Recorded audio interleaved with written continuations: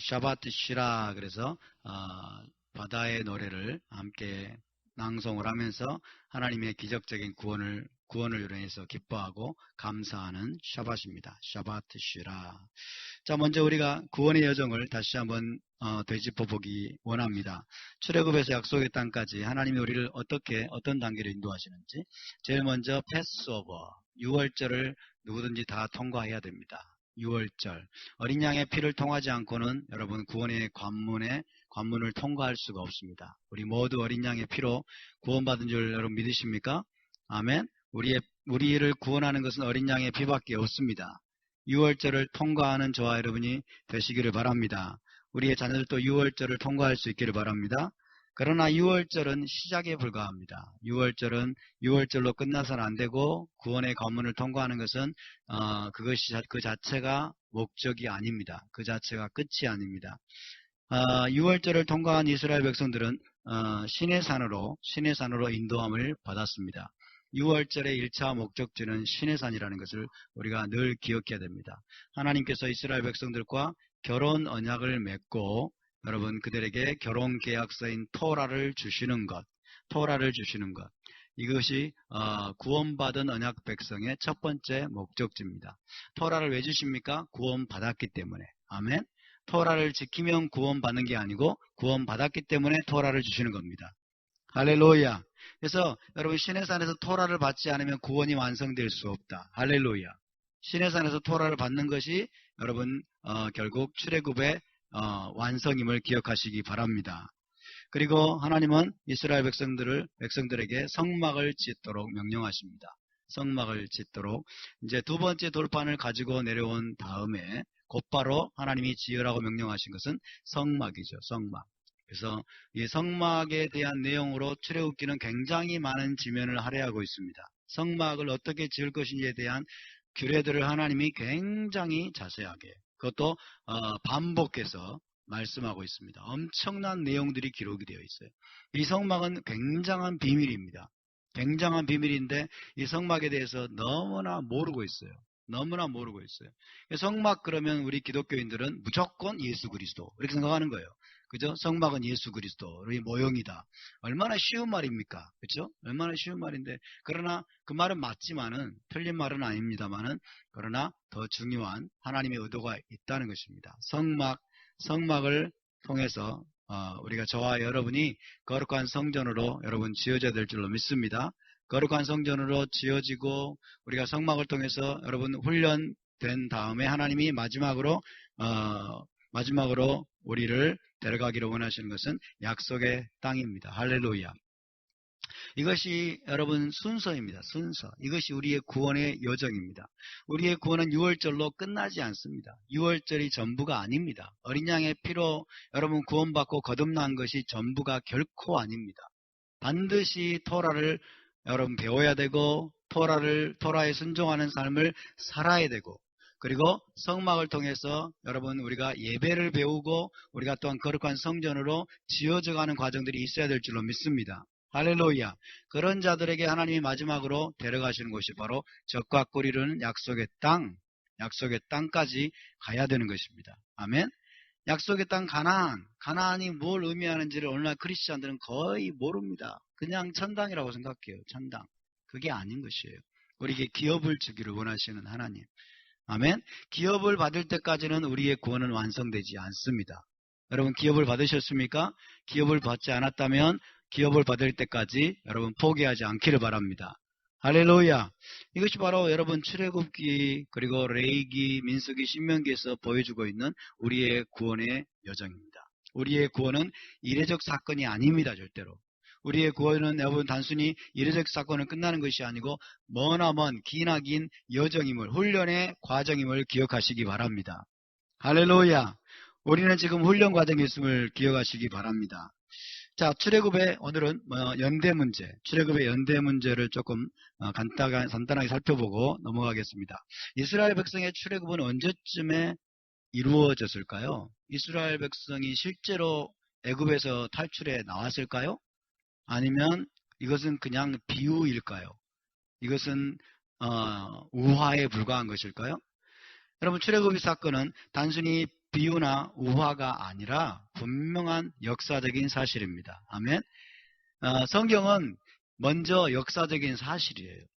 성경은 분명히 과거에 여러분 이스라엘 백성의 역사 가운데 분명히 일어났던 역사적인 사실이면서 동시에 영적인 교훈을 주는 것입니다. 아멘. 그러니까 이것을 먼저 우리가 붙잡아야 돼요. 이것이 역사적으로 실제로 일어났던 사실이면서 그것들을 통해서 하나님이 우리에게 영적인 교훈을 주고 메시아에 대해서 우리에게 보여주는 것입니다. 할렐루야. 그러니까 토라와 타나크를 단순히 메시아적으로 해석하면서 역사적인 사실을 부정해버리는 그런 사람들이 오늘날 얼마나 많은지. 그러나 그것은 잘못된 해석이에요. 성경 전체는 역사적인 사실인 동시에 영적인 교훈을 주는 책입니다. 자, 창세기 후반부에 이제 요셉의 시대가 나오는데, 요셉이 애굽의 총리로 통치하던 시대는 힉소스 왕조 시대로 알려져 있습니다. 힉소스 왕조. 어떻게 요셉이 애굽의 총리가 될 수 있었느냐 하는 배경적인 그런 내용을 좀 우리가 공부를 해보면, 이 힉소스 왕조는 아시아인들이 애굽을 침공해서 세운 왕조라고 합니다. 아시아인들이 애굽을 침공해서 세운 왕조예요. 그래서 외부인들이 애굽인들을 다스리던 시대입니다. 이런 내용들이 애굽의 역사에는 사실 자세하게 기록되어 있지 않습니다. 왜냐하면 부끄러운 역사이기 때문에. 그렇죠? 수치스러운 역사이기 때문에 이런 내용들이 애굽인들의 이집트의 역사에는 자세하게 기록되어 있지 않지만, 그러나 면밀하게 살펴보면 이런 내용들이 이제 나와 있죠. 그래서 힉소스 왕조는 아시아 지역에서, 가나안 지역과 아시아 지역에서 아시아인들이 쳐들어와 가지고 이집트를 전복시키고, 그래서 바로가 누가 되냐면 아시아인이 바로가 된 거예요. 아시아인이 바로가 돼가지고 지금 애굽을 다스리던 시대예요. 그러니까 여러분, 아시아인인 가나안 지역에서 온 요셉을 총리로 세우는데 거리낌이 없었던 거예요. 이해되시죠? 그런 배경적인 하나님이 그런 것들을 아주 기가 막히게 맞물리게 하신 것입니다. 그래서 외부인들이 애굽인들을 다스리던 시대 힉소스 왕조 때 요셉이 애굽의 총리가 되었고 애굽을 다스렸습니다. 그래서 요셉이 애굽의 총리가 되었던 시대에 어떤 일이 일어났습니까? 요셉이 어떤 행위를 했습니까? 어떻게 통치 행위를 했습니까? 모든 애굽인들을 바로의 노예로 만들었죠. 모든 애굽인들을 바로의 노예로 만들었어요. 그래서 그것이 그 당시에는 당연하다고 여겨졌을지 모르지만은 나중에는 이것이 문제가 됩니다. 그렇죠? 아시아인이 총리로 여러분 통치하면서 모든 애굽인들을 아시아인 바로의 노예로 만들었다고 하는 것. 이것이 나중에는 이제 전세가 역전이 되는 것입니다. 그래서 요셉이 죽은 다음에 어떤 일이 벌어지냐면 애굽의 본토인들이 이제 힉소스 왕조의 아시아인들을 몰아냅니다. 힉소스 왕조의 아시아인들을 몰아내고 독립된 왕조를 세우게 됐죠. 그래서 애굽인 바로가 이제는 상황을 완전히 이제 뒤집습니다. 이스라엘 백성을 노예로 삼습니다. 왜? 자기들을 노예로 만들었기 때문에. 노예로 삼고 이제 사내 아이가 태어나면 나일강에 던지라고 명령하는 것입니다. 이것이 우리가 조금 알아야 될 배경적인 지식입니다. 그래서 이제 아시아인들이 다스리던 힉소스 왕조 시대가 끝나고 애굽 본토인 바로가 이제 등극하고 이제 자기들을 노예로 삼았던 요셉의 후손들, 이스라엘 백성들을 자기들의 노예로 만들고 국고성을 짓게 만들고, 그리고 이제 사내 아이들이 태어나면 나일강에 던져서 죽이라고 하는 명령을 내리면서 이제 영원토록 이제 그들이 아시아인들을 지배하는 그런 방향으로 나아가게 되는 것입니다. 자, 출애굽의 연도에 대해서 열왕기상 6장 1절 보면은 추적해 볼 수 있는 내용이 있습니다. 함께 읽습니다. 이스라엘 자손이 애굽 땅에서 나온 지 480년이요. 솔로몬이 이스라엘 왕이 된 지 4년 12월 곧 둘째 달에 성전 건축하기를 시작하였더라. 애굽 땅에서 나온 지 480년에 솔로몬 성전 건축이 시작되었다는 것입니다. 솔로몬 건축이 시작됐어요. 애굽 땅에서 나온 지 480년에. 솔로몬 건축이 완공되는데 몇 년이 걸렸을까요? 몇 년이 걸렸을까요? 죄송합니다. 물어보질 말아야 되는데. 여러분은 꼭 곤란하게 만들죠. 7년 걸렸습니다. 7년. 그렇죠? 7년 걸렸어요. 솔로몬 성전을 봉헌한 연도가 BC 966년경으로 알려져 있습니다. BC 966년경인데 봉헌할 때가 966년경이면 성전 건축 기간 7년. 7년을 더하고 그 다음에 애굽 땅에서 나온 지 480년. 이때 이제 성전 건축이 시작됐으니까 이걸 합치면은 1453년경이 될 것입니다. BC 1453년경. 그래서 학자들은 대략 BC 15세기 중반쯤으로 봅니다. 어떤 학자들은 BC 13세기라고 이야기하는 학자들도 있습니다만은 근거가 조금 희박하고 BC 15세기 중반, 1453년 혹은 1446년 이 정도 이야기를 하고 있습니다. 그래서 우리가 여기서 분명히 알아야 될 사실은 뭐냐면 이것은 역사적인 사실이라는 것입니다. 에덴 동산은 비유일까요? 우화일까요? 실제로 있었을까요? 실제로 있었겠죠. 그렇죠? 실제로 있었습니다. 아담과 하와는 실제로 있었을까요? 예, 실제로 있었습니다. 존재했습니다. 자꾸 기독교적인 해석은 이거를 우화적으로 해석하는 우화적으로 해석해가지고 영적으로 해석해가지고 역사적인 사실을 실제를 부정하는 이것은 여러분 심각한 문제를 초래합니다. 그래서 에덴 동산 노아 홍수 실제로 있었을까요? 없었을까요? 노아의 홍수가 실제로 있었습니다. 노아의 홍수, 아브라함이 실제로 존재했을까요? 물론입니다. 아브라함은 실제로 갈대아 우르에서 하나님의 부름을 받고 가나안 땅으로 건너왔습니다. 출애굽 사건도 실제로 있었을까요? 없었을까요? 실제로 있었습니다. 할렐루야. 그러니까 출애굽 사건, 이 모든 것들은 성경의 이야기들은 실제로 있었던 사건들이면서 또한 장차 일어날 일들을 보여주는 예언적인 여러분 표징이 되는 것입니다. 예언적인 패턴이 되는 것입니다. 할렐루야.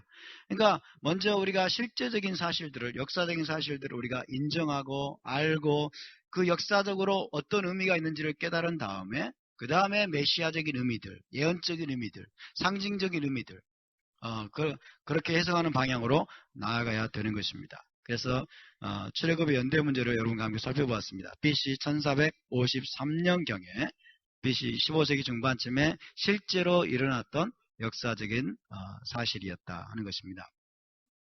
자, 출애굽의 이제 경로를 보겠습니다. 13장 17절을 먼저 우리 함께 읽습니다. 시작. 바로가 백성을 보낸 후에 블레셋 사람의 땅의 길은 가까울지라도 하나님이 그들을 그 길로 인도하지 아니하셨으니 이는 하나님이 말씀하시기를 이 백성이 전쟁을 하게 되면 마음을 돌이켜 애굽으로 돌아갈까 하셨습니다. 출애굽한 이후에 이스라엘 백성을 누가 인도합니까? 여호와 하나님이 인도하십니다. 할렐루야. 저와 여러분을 지금 누가 인도하고 계십니까? 여호와 하나님께서 인도하고 계십니다. 아멘. 우리를 인도하시는 분이 하나님이심을 믿으시기 바랍니다. 그렇다면 우리는 불평하지 말아야 됩니다.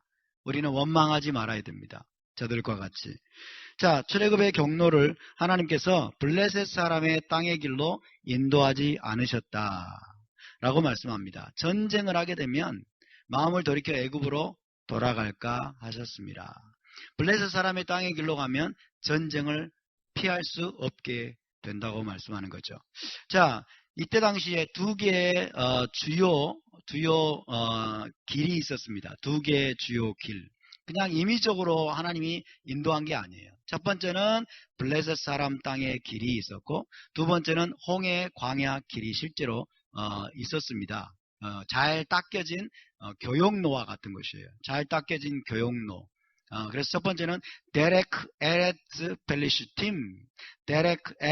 펠리시팀, 블레셋 사람 땅의 길이라는 길이 잘 닦여져 있었습니다. 이 길을 데렉 하얌이라고 하기도 합니다. 데렉 하얌.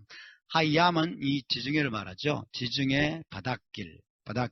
그래서 애굽에서 지중해 안을 따라서 가나안 지역으로 들어가는 아주 유명한 교역로를 말합니다. 이것이 바로 하나님이 블레셋 사람의 땅의 길이라고 말씀하는 거예요. 그 길로 하나님이 그들을 인도하지 않으셨다는 것입니다.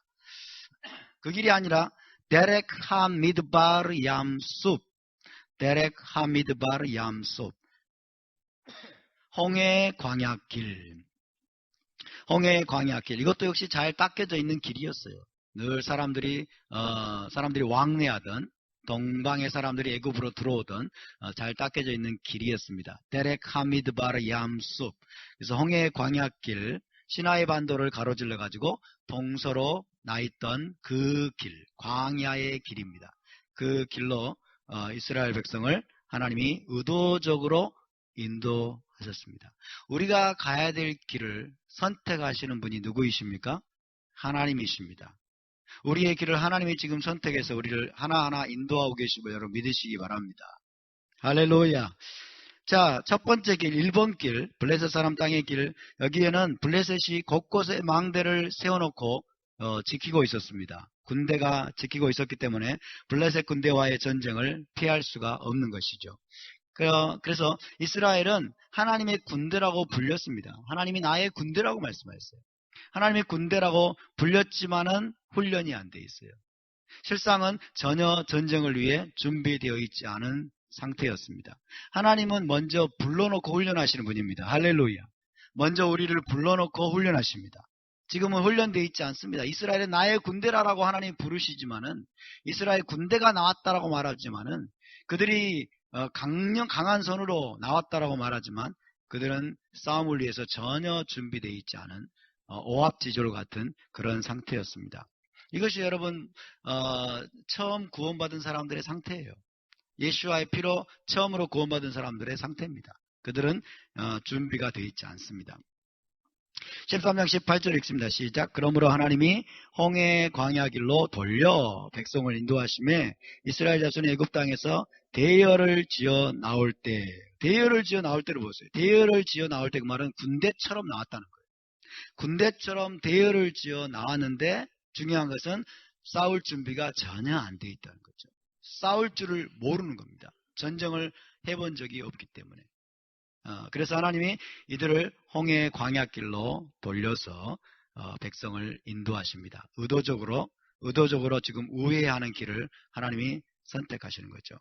그래서 2번 홍해 광야길. 홍해의 광야길은 하나님의 의도적인 선택입니다. 광야로 이스라엘을 인도하시는 것입니다. 자, 이 지도를 보시면 하나님께서 이스라엘을 어떻게 인도하셨는지를 이제 우리가 알 수 있습니다. 자, 고센 땅에서 나와가지고 수콧이라는 지역에 이제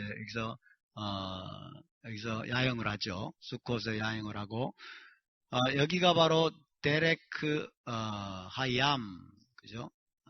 블레셋 사람의 땅입니다. 데레크 에레츠 펠리시팀, 블레셋 사람의 땅의 길이죠. 이게 아주 잘 닦여 있던 교용로입니다. 교용로. 그래서 향품을 가지고 애굽 땅으로 들어오는 길이었어요. 이 길로 하나님이 인도하지 않으셨어요. 이 길로. 그냥 블레셋 사람이 지키고 있기 때문에. 하나님은 이스라엘 백성들을 이제 이 길로 인도했습니다. 데렉 하 미드바르 얌숲, 그죠? 홍해 광야 길. 그래서 애굽으로 들어오는 길이 두 군데가 있었습니다. 이렇게 이쪽 북쪽에서 내려오는 길이 있었고, 이쪽에서 내려오다가 동쪽에서 서쪽으로 들어오는 길이 있었습니다. 이게 광야길입니다. 이 광야길로 인도하셨습니다. 이 광야길로 인도하시고, 그 다음에 지금 걸프 오브 아카바로 알려져 있는 곳이 바로 홍해바다예요. 홍해바다. 홍해를 건너 것이 바로 여기입니다. 여기가 아니고, 여기도 아니고, 여기에요. 여기. 시내산은 여기에 있지 않습니다. 시내산 여기에 있다고 하는 게 로마 카톨릭에 여러분 만들어낸, 꾸며낸 이야기예요. 시내산은 여기에 있지 않습니다. 시내산은 여기가 아니고 이렇게 걸프 오브 아카바, 홍해바다를 건너서 이제 마라와 엘림을 지나서 르비딤을 지나서 이제 여기에 바로 마운트 시나이, 시내산이 여기에 있습니다. 시내산은 어디에 있습니까? 아라비아에 있어요. 아라비아. 갈라디아 4장에 나오죠. 아라비아에 있는 시내산. 여기가 미디안 지역이에요. 미디안 지역 모세의 장인 이드로가 사는 지역인데, 그래서 여러분 모세가 양떼를 이끌고 이 시내산 근처에 간 것입니다. 그러니까 시내산이 여기 있는 게 당연한 거예요. 여기 있다는 것은 말이 안 되는 거예요. 어떻게 여러분 미디안 지역에서 머물다가 모세가 홍해를 건너가지고 이걸 데려갔을까요? 이쪽으로 양떼를? 말도 안 되는 이론을 가지고 지금 로만 가톨릭이 완전히 여러분 성경을 왜곡하고 잘못된 교리를 가르친 거죠. 시내산이 여기가 아닙니다. 이렇게 내려와 가지고 여러분이 시내산에 갔다 이게 아니고 이렇게 여러분 홍해 광야길로 인도하시다가 이제 홍해를 건너게 하시고 아라비아에 있는 시내산으로 인도하셨습니다. 여러분 여기에 시내산이 될 수 없는 이유가 또 뭔지 아세요? 이 시나이 반도가 여러분 애굽의 관할이었습니다. 시나이 반도가 애굽의 관할이었어요. 그러니까 시나이 반도가 애굽의 관할이었는데 애굽이 관할하고 있는 거기에 시내산이 있다? 말도 안 되는 거죠. 그죠? 그래서 이 홍해를 여러분 건너고 아라비아 이쪽으로 와가지고 시내산에 올 때 애굽과의 모든 관계가 끊어지는 겁니다. 할렐루야. 이것이 하나님의 그림이에요. 애굽으로부터 완전히 탈출하게 하시는 거죠. 애굽으로부터 완전히 탈출하게 하신 장면이 바로 그것입니다. 이것이 바로 출애굽의 여러분 경로입니다. 그래서 성지순례를 가면 시내산을 방문한다고 다 여기 가요. 다 여기 가는데 착각하고 있는 거죠. 자, 애굽을 탈출해 나올 때 여러분 요셉의 뼈를 가지고 나옵니다. 수많은 이스라엘 백성들이 애굽의 은과 금을 여러분 취하고 있는 동안에 의인 모세는 요셉의 뼈를 찾느라 분주했다. 이것이 미드라시의 이야기예요. 모세는 여러분 하나님의 사람이고 그는 의인이었기 때문에 그리고 요셉의 그 유언을 자기가 전해져 내려와가지고 기억하고 있었기 때문에 요셉의 뼈를 찾으러 간 거예요. 요셉의 뼈를 취하기 위해서. 정말 여러분 이스라엘 백성들은 대단하죠. 절대로 잊어버리지 않는 거예요. 여러분 조상들의 유언 벌써 몇백 년이 지났잖아요. 이걸 잊지 않고 기억하는 거죠. 요셉의 뼈를 취하는 게 굉장히 중요한 의미가 있습니다. 13장 19절을 읽습니다. 시작. 모세가 요셉의 유고를 가졌으니 이는 요셉이 이스라엘 자손으로 단단히 맹세하게 하여 이르기를 하나님이 반드시 너희를 찾아오시리니 너희는 내 유고를 여기서 가지고 나가라 하였습니다라. 할렐루야. 요셉이 죽으면서 예언합니다. 그리고 유언합니다. 하나님이 반드시 너희를 방문하실 것이다. 반드시 너희를 방문하실 것이니 너희는 내 유고를 여기다 내버려 두지 말고 내 유고를 가지고 가나안 땅으로 올라가겠다고 맹세하라고 한 거예요. 맹세하라고. 이것이 요셉의 유언이고 또 예언이었습니다. 하나님이 정령코 너희를 방문하실 것이다. 바코드 if code 이렇게 되어 있어요. 바코드 if code. 이건 강조입니다. 절대형으로 써가지고 하나님이 반드시 너희를 방문하실 것이다. 그렇게 요셉이 예언했습니다. 그래서 요셉의 신앙이 여기서 보여주는 것은 부활신앙입니다. 요셉은 부활신앙을 가지고 있었다. 할렐루야. 메시아 시대에 여러분 조상들과 함께 자기가 부활해서 이스라엘 땅을 자기도 기업으로 받을 것을 믿었기 때문에 할렐루야. 그래서 가나안 땅의 조상들의 땅에 묻히기를 갈망했던 것입니다. 나는 애굽인이 아니라는 거예요. 나는 애굽인이 아니다. 나는 애굽에 속한 자가 아니다. 그래서 메시아께서 하나님이 너희를 방문하실 때까지는 내가 이 땅에 묻혀 있을지는 모르지만은 그러나 하나님이 너희를 방문하셔서 구속하실 그때에 나는 가나안 땅에 들어가야 된다. 그래서 여러분 아브라함과 이삭과 야곱 그리고 요셉이 가지고 있던 신앙은 부활신앙입니다. 저와 여러분도 부활신앙을 가져야 될 줄로 믿습니다. 오늘날 크리스찬들이 잃어버린 게 사실은 부활신앙이에요. 부활신앙, 부활절 한번 하루 그냥 부활에 대해서 생각할 뿐이지 평소에 그들이 가지고 있는 신앙은 부활신앙이 아니에요. 부활할 필요가 없어요. 그들은. 왜? 예수님 오면 천당 간다고 생각하는 거예요. 죽으면 천당 간다고 생각하기 때문에 부활에 대한 기대가 없습니다. 부활할 필요가 없어요. 죽으면 천당 가면 되니까. 그렇죠? 빨리 죽어가지고 천당 갈 날을 기다리는 거예요. 그러니까 부활신앙이 깨져버린 거죠. 그러나 우리의 믿음의 조상들이 가지고 있던 신앙 그리고 1세기 사도들이 가지고 있던 신앙은 여러분 부활신앙이었음을 기억하시기 바랍니다. 아멘. 저와 여러분은 부활할 것입니다. 할렐루야. 우리가 부활한다는 것은 무슨 뜻입니까? 우리가 여러분 육체의 몸, 우리의 몸이 여러분 부활한다는 거예요. 우리의 몸이 살아난다는 거예요. 아멘. 우리의 영혼만 천당 가는 게 아니고 우리의 육체의 몸이 다시 썩지 않는 몸으로 살아난다고 하는 것은 육체의 몸이 여러분 부활한다고 하는 것은 우리가 이 땅에서 산다는 것입니다. 아멘. 여러분 부활신앙을 가지시기를 바랍니다. 자, 요셉이 하나님이 너희를 방문하시리라, 찾아오시리니, 방문하시리니, 이 방문하시리라는 히브리어가 파카드라는 단어예요. 파카드, 페코프달렛, 따라서 파카드, 파카드. 이 파카드라는 단어는 방문하다, 돌보다, 계수하다 이렇게 번역이 됐습니다만은 사실은 기적적인 구속, 구원의 역사를 위해서 하나님이 찾아오신 것을 말합니다. 그냥 캐주얼하게 찾아오는 게 아니에요. 그냥 심심하니까 한번 들러보는 게 아니에요. 그냥 심심하니까 한번 방문하고 찾아오고 이런 차원의 것이 아니라 하나님이 너희를 방문하신다, 너희를 찾아오신다고 하는 것은 무엇을 위해서? 그들을 기적적으로 구속하기 위해서, 구속의 행위로서, 구원의 행위로서 이스라엘 백성들에게 찾아오시고 방문하시는 것을 말하는 이 단어가 파카드입니다. 파카드. 따라서 파카드, 파카드. 그래서 여러분 누가복음 1장 68절에서 69절에도 이 단어가 사용이 됩니다. 이 단어로 사용이 되는데 1세기 때 예수와께서 찾아오셨어요. 예수와를 통해서 하나님이 이스라엘 백성들을 방문하셨어요. 무엇을 위해서? 구원하시기 위해서. 구원은 구속하기 위해서. 자, 함께 읽습니다. 시작. 찬송하리로다 주 이스라엘의 하나님이여, 그 백성을 돌보사 속량하시며 우리를 위하여 구원의 뿔을 그 종 다윗의 집에 일으키셨으니. 돌보사 그러면 우리는 이게 뭔 말인지를 잘 이해를 못합니다. 돌보사, 돌보사. 그냥 이게 돌보신 모양이다 이렇게 생각하는 거죠. 그러나 이것은 구속적인 행위를 나타내는 단어예요. 하나님의 구속적인 구원의 행위를 나타내는 단어가 바로 파카드입니다. 파카드. 파카드란 단어를 기억하시기 바랍니다. 돌보다. 하나님이 예수와께서 예루살렘을 바라보면서 뭐라고 말씀하셨어요? 예루살렘아, 예루살렘아, 선지자들을 돌로 치고 죽이는 자요. 그러면서 이제 암탉이 그 날개 아래 새끼들을 모으려 한 것 같이 내가 너희를 품으려 했던 적이 몇 번이냐. 그러나 너희가 알지 못하였다. 뭘 몰랐다? 너희가 그 돌보시는 나를 알지 못하였다.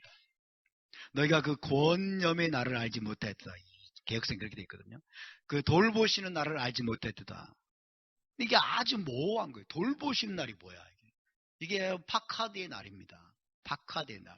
하나님이 예수와를 통해서 이스라엘 백성들을 방문하신 시대를 말하는 거예요. 예수와를 통해서 이스라엘을 구속하시기 위해서, 이스라엘을 구원하시기 위해서 하나님께서 직접 방문해 오신 그 날을 1세기 유대인들이 몰랐다는 거예요. 그걸 모르고 오히려 여러분 예수와를 거절했다는 거예요. 그래서 이스라엘이 이제 황폐하게 될 것이다. 예루살렘이 황폐하게 될 것이다. 그렇게 한 주님이 예언하셨어요.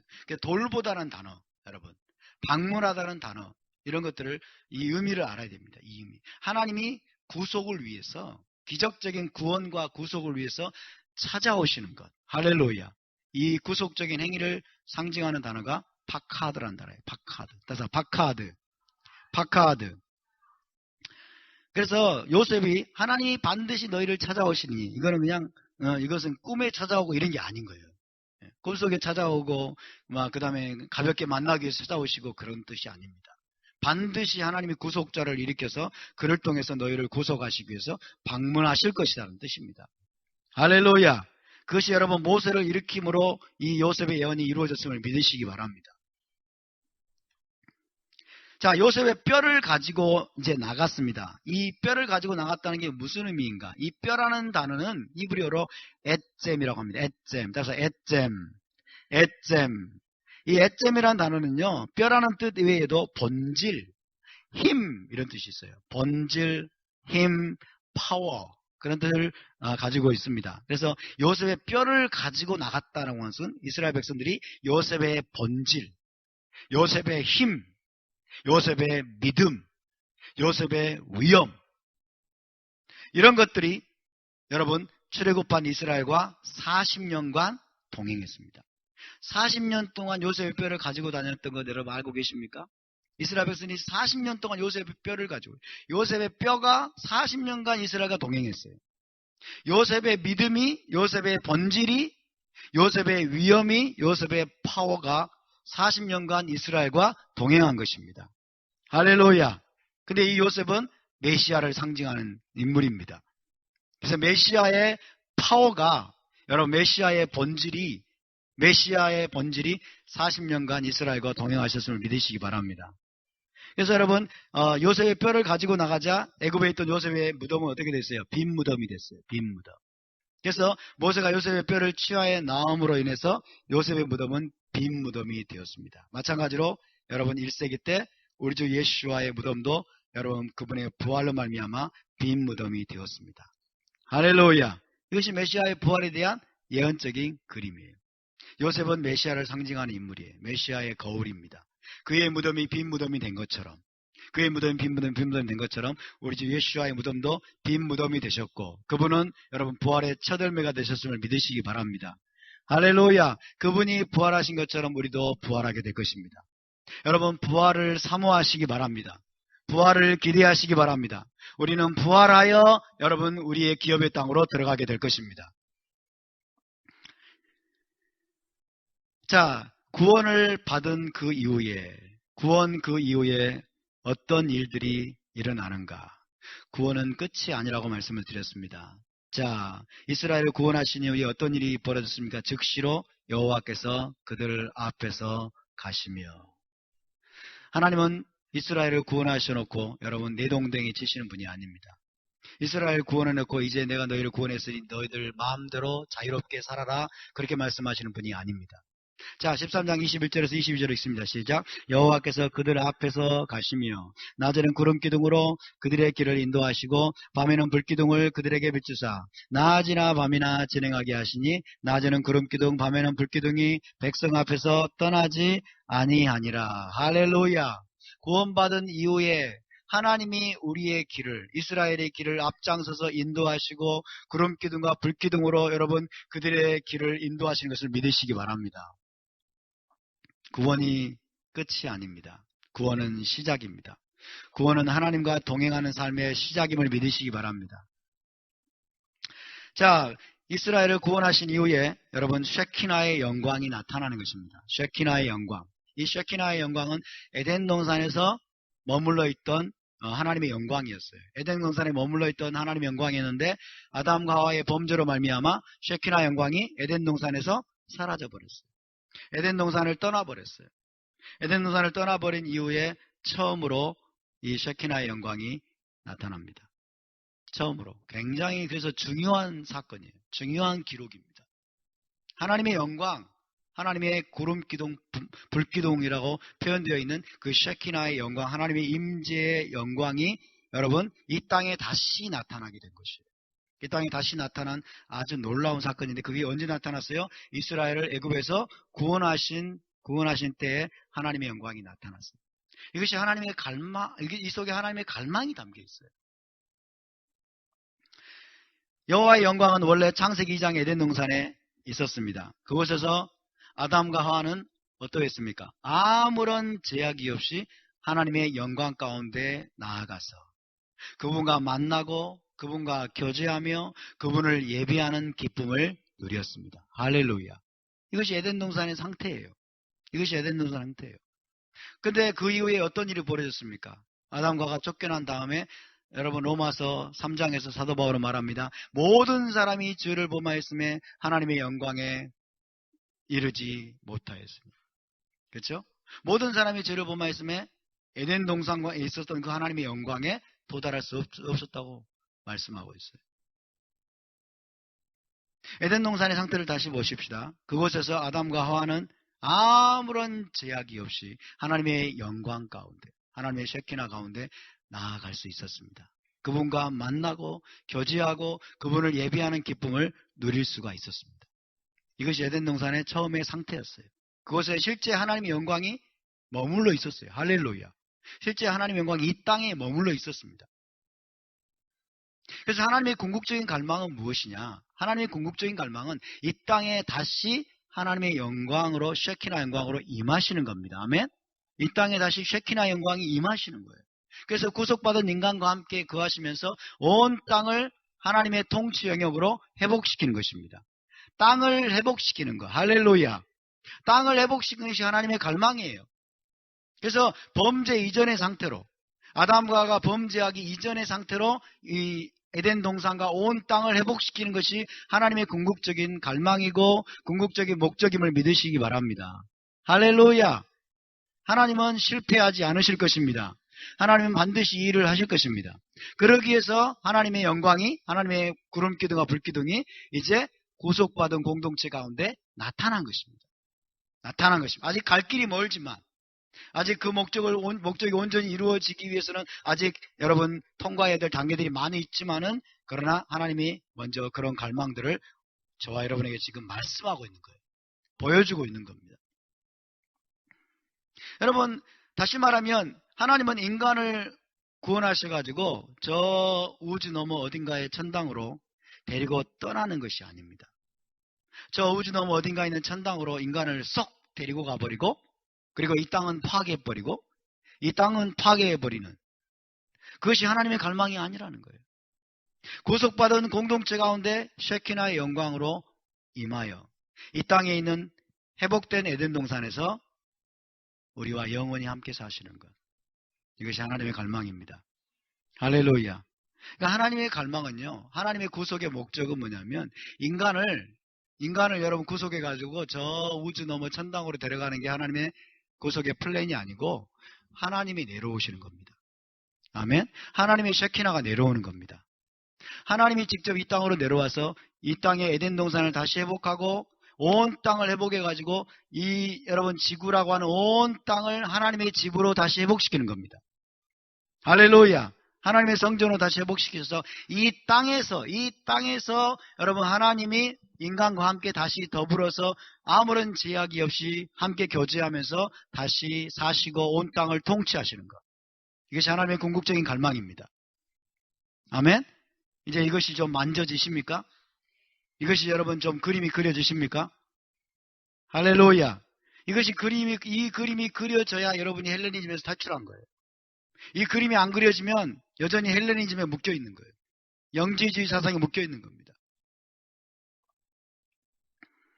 그래서 여러분 출애굽 직후에 이 구속받은 이스라엘 공동체를 하나님이 인도하시기 위해서 쉐키나가 다시 나타납니다. 하나님의 영광이 구름 기둥과 불 기둥으로 다시 이 땅에 내려오십니다. 내가 너희를 인도할 것이다. 그리고 다시 너희와 함께 엄청난 충만한 영광 가운데 너희와 함께 사는 그곳으로 너희를 데려갈 것이다. 할렐루야. 이것이 하나님의 갈망입니다. 여러분, 그래서 이 출애굽 사건은 구원의 끝이 아니라 구원의 여정의 시작임을 우리가 잊지 말아야 됩니다. 우리가 예수와의 피로, 여러분, 예수 피를 믿음으로 구원받은 것은 끝이 아닙니다. 아멘? 다 된 게 아닙니다. 그것은 시작에 불과합니다. 이제 막 출발한 것에 불과합니다. 이제 막 애굽을 떠난 것에 불과합니다. 애굽이란 나라를 이제 막 떠난 것에 불과해요. 근데 너무나 많은 크리스찬들이 그게 전부인 줄 알아요. 그게 다인 줄 알고 다 된 줄 알아요. 그러나 가야 될 길은 너무나 멉니다. 가야 될 길은 너무나 멀어요. 구원의 여정의 시작입니다. 최종 목적지는, 우리를 하나님이 데려가기 원하시는 최종 목적지는 회복된 에덴 동산입니다. 따라서 회복된 에덴 동산. 회복된 에덴 동산. 할렐루야. 회복된 에덴 동산. 에덴 동산을 회복하고 그 회복된 에덴 동산으로 우리를 데려가시는 것. 이것이 최종 목적지예요. 이 회복된 에덴 동산은 어떤 곳입니까? 인간과 하나님이 아무런 제약이 없이 에하드, 하나를 이루어서 여러분 함께 교제하며 하나님과 인간이 함께 다시 사는 곳입니다. 할렐루야. 다시 말하면 하나님의 영광이, 하나님의 쉐키나 영광이 무제한적으로 임하여 그의 영광으로, 그분의 영광으로 빛나는 처소예요. 그분의 영광으로 빛나는 처소. 그것이 요한계시록 21장, 22장에 아주 자세하게 기록이 되어 있습니다. 여러분, 예루살렘 쉘 자하브, 예루살렘 쉘 자하브, 황금의 예루살렘, 황금의 예루살렘, 그죠? 정금의 예루살렘, 하나님의 영광으로 빛나는 예루살렘. 그것이 바로 예루살렘 하다샤예요. 새 예루살렘. 할렐루야. 그것이 바로 회복된 에덴 동산입니다. 회복된 에덴 동산, 그 에덴 동산으로 저와 여러분을 하나님이 인도하기를 원하십니다.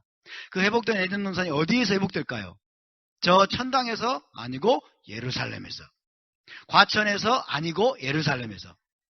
아멘? 예루살렘에서 회복됩니다.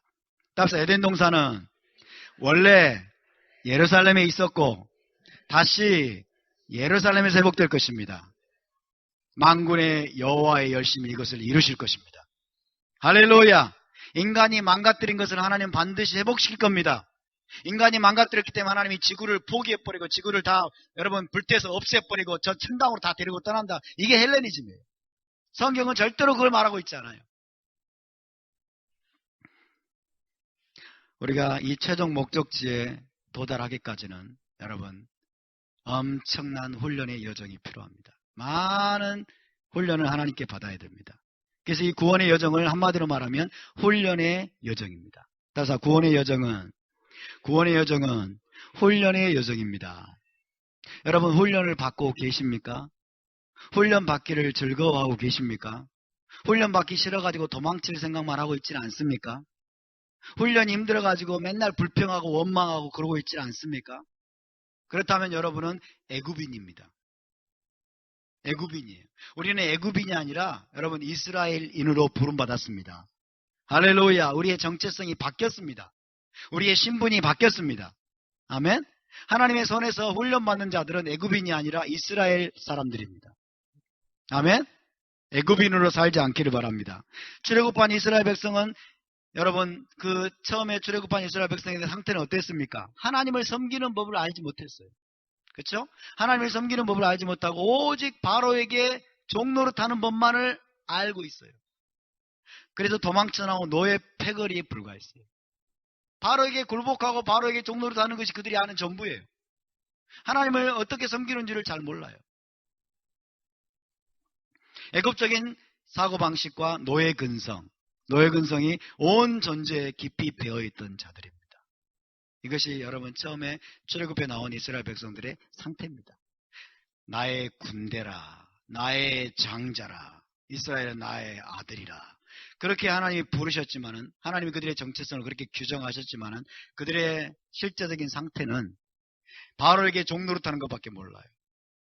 바로에게 종노릇하고, 그래 외국적인 사고방식으로 꽉 차 있어요. 노예 근성으로 꽉 차 있는. 그래서 애굽에서 도망쳐 나온 노예 패거리들, 그들의 모습이 여러분 영락없는 그런 모습이었어요.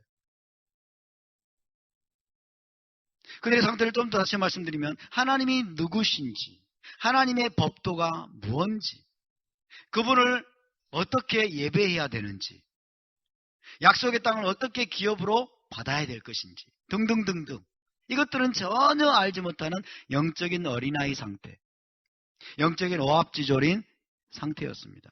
하나님이 누구인지를 몰라요. 하나님이 누구인지 모릅니다. 하나님이 어떤 분인지를 몰라요. 하나님이 뭘 원하는지도 몰라요. 하나님이 뭘 원하는지, 어떻게 하나님을 예배하고 하나님을 섬기는지도 몰라요. 그렇죠? 그들에겐 토라가 없습니다. 이것이 여러분 애굽에서 막 탈출해 나온 출애굽한 이스라엘 백성들의 처음의 상태였어요. 그러니까 한번 생각을 해보세요. 하나님이 그들을 얼마나 여러분 훈련해야 되겠는지, 얼마나 그들이 많은 여러분 훈련의 단계를 통과해야 되는 상태인지를 우리가 알아야 됩니다. 할렐루야. 그래서 하나님이 이스라엘 백성들을 다루시고 훈련해 가신 과정들을 보면서 우리가 너무 가혹하다라고 생각할지 모르지만 절대 그게 아니에요. 절대 가혹한 게 아니에요. 그것은 옵션이 아니고 여러분 그것은 선택이 아니고 필수였던 것입니다. 할렐루야. 하나님과 함께 다시 살아야 되는데, 그렇죠? 하나님의 그 넘치는 충만한 영광 가운데서 아무런 거리낌과 제약도 없이 하나님과 함께 영원토록 살면서 통치해야 되는데, 그 모습 그 꼴로 되겠냐는 거예요. 그 모양 그 꼴로는 안 된다는 거예요, 여러분. 그것을 우리가 분명히 알아야 됩니다. 그래서 구원의 여정은 훈련의 여정입니다. 하나님의 손에 붙들려서 여러분 철저하게 훈련의 과정들을 통과해야만이 마지막 목적지, 회복된 에덴 동산, 거기에 들어갈 수가 있는 것입니다. 아멘. 자, 14장 1절 2절을 읽습니다. 시작. 여호와께서 모세에게 말씀하여 이르시되 이스라엘 자손에게 명령하여 돌이켜 바다와 믹돌 사이에 비하이롯 앞 곧 바알스본 맞은편 바닷가에 장막을 치게 하라. 그래서 하나님은 이스라엘을 어떻게 인도하십니까? 광야의 훈련 여정 가운데로 이끌어 가십니다. 광야의 여정은 한마디로 훈련의 여정입니다. 이제 본격적인 훈련이 시작된 것입니다. 본격적인 훈련. 구원받았으면, 여러분 애굽에서 나왔으면, 어린 양 예수와의 피로 거듭났으면 우리가 마땅히 훈련을 받아야 됩니다. 우리의 여정은 훈련의 여정임을 알아야 됩니다.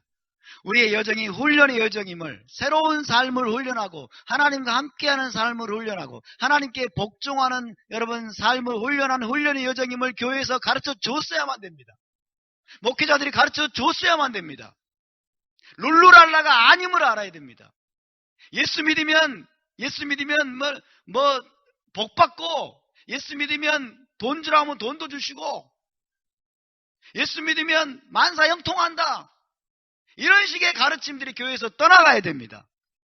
아멘. 훈련이 시작된 것입니다. 훈련. 할렐루야. 광야의 훈련이 시작된 것. 오늘날 서구적인, 헬라적이고 서구적인, 미국적인 형통의 복음이 여러분 교회를 휩쓸고 있어요.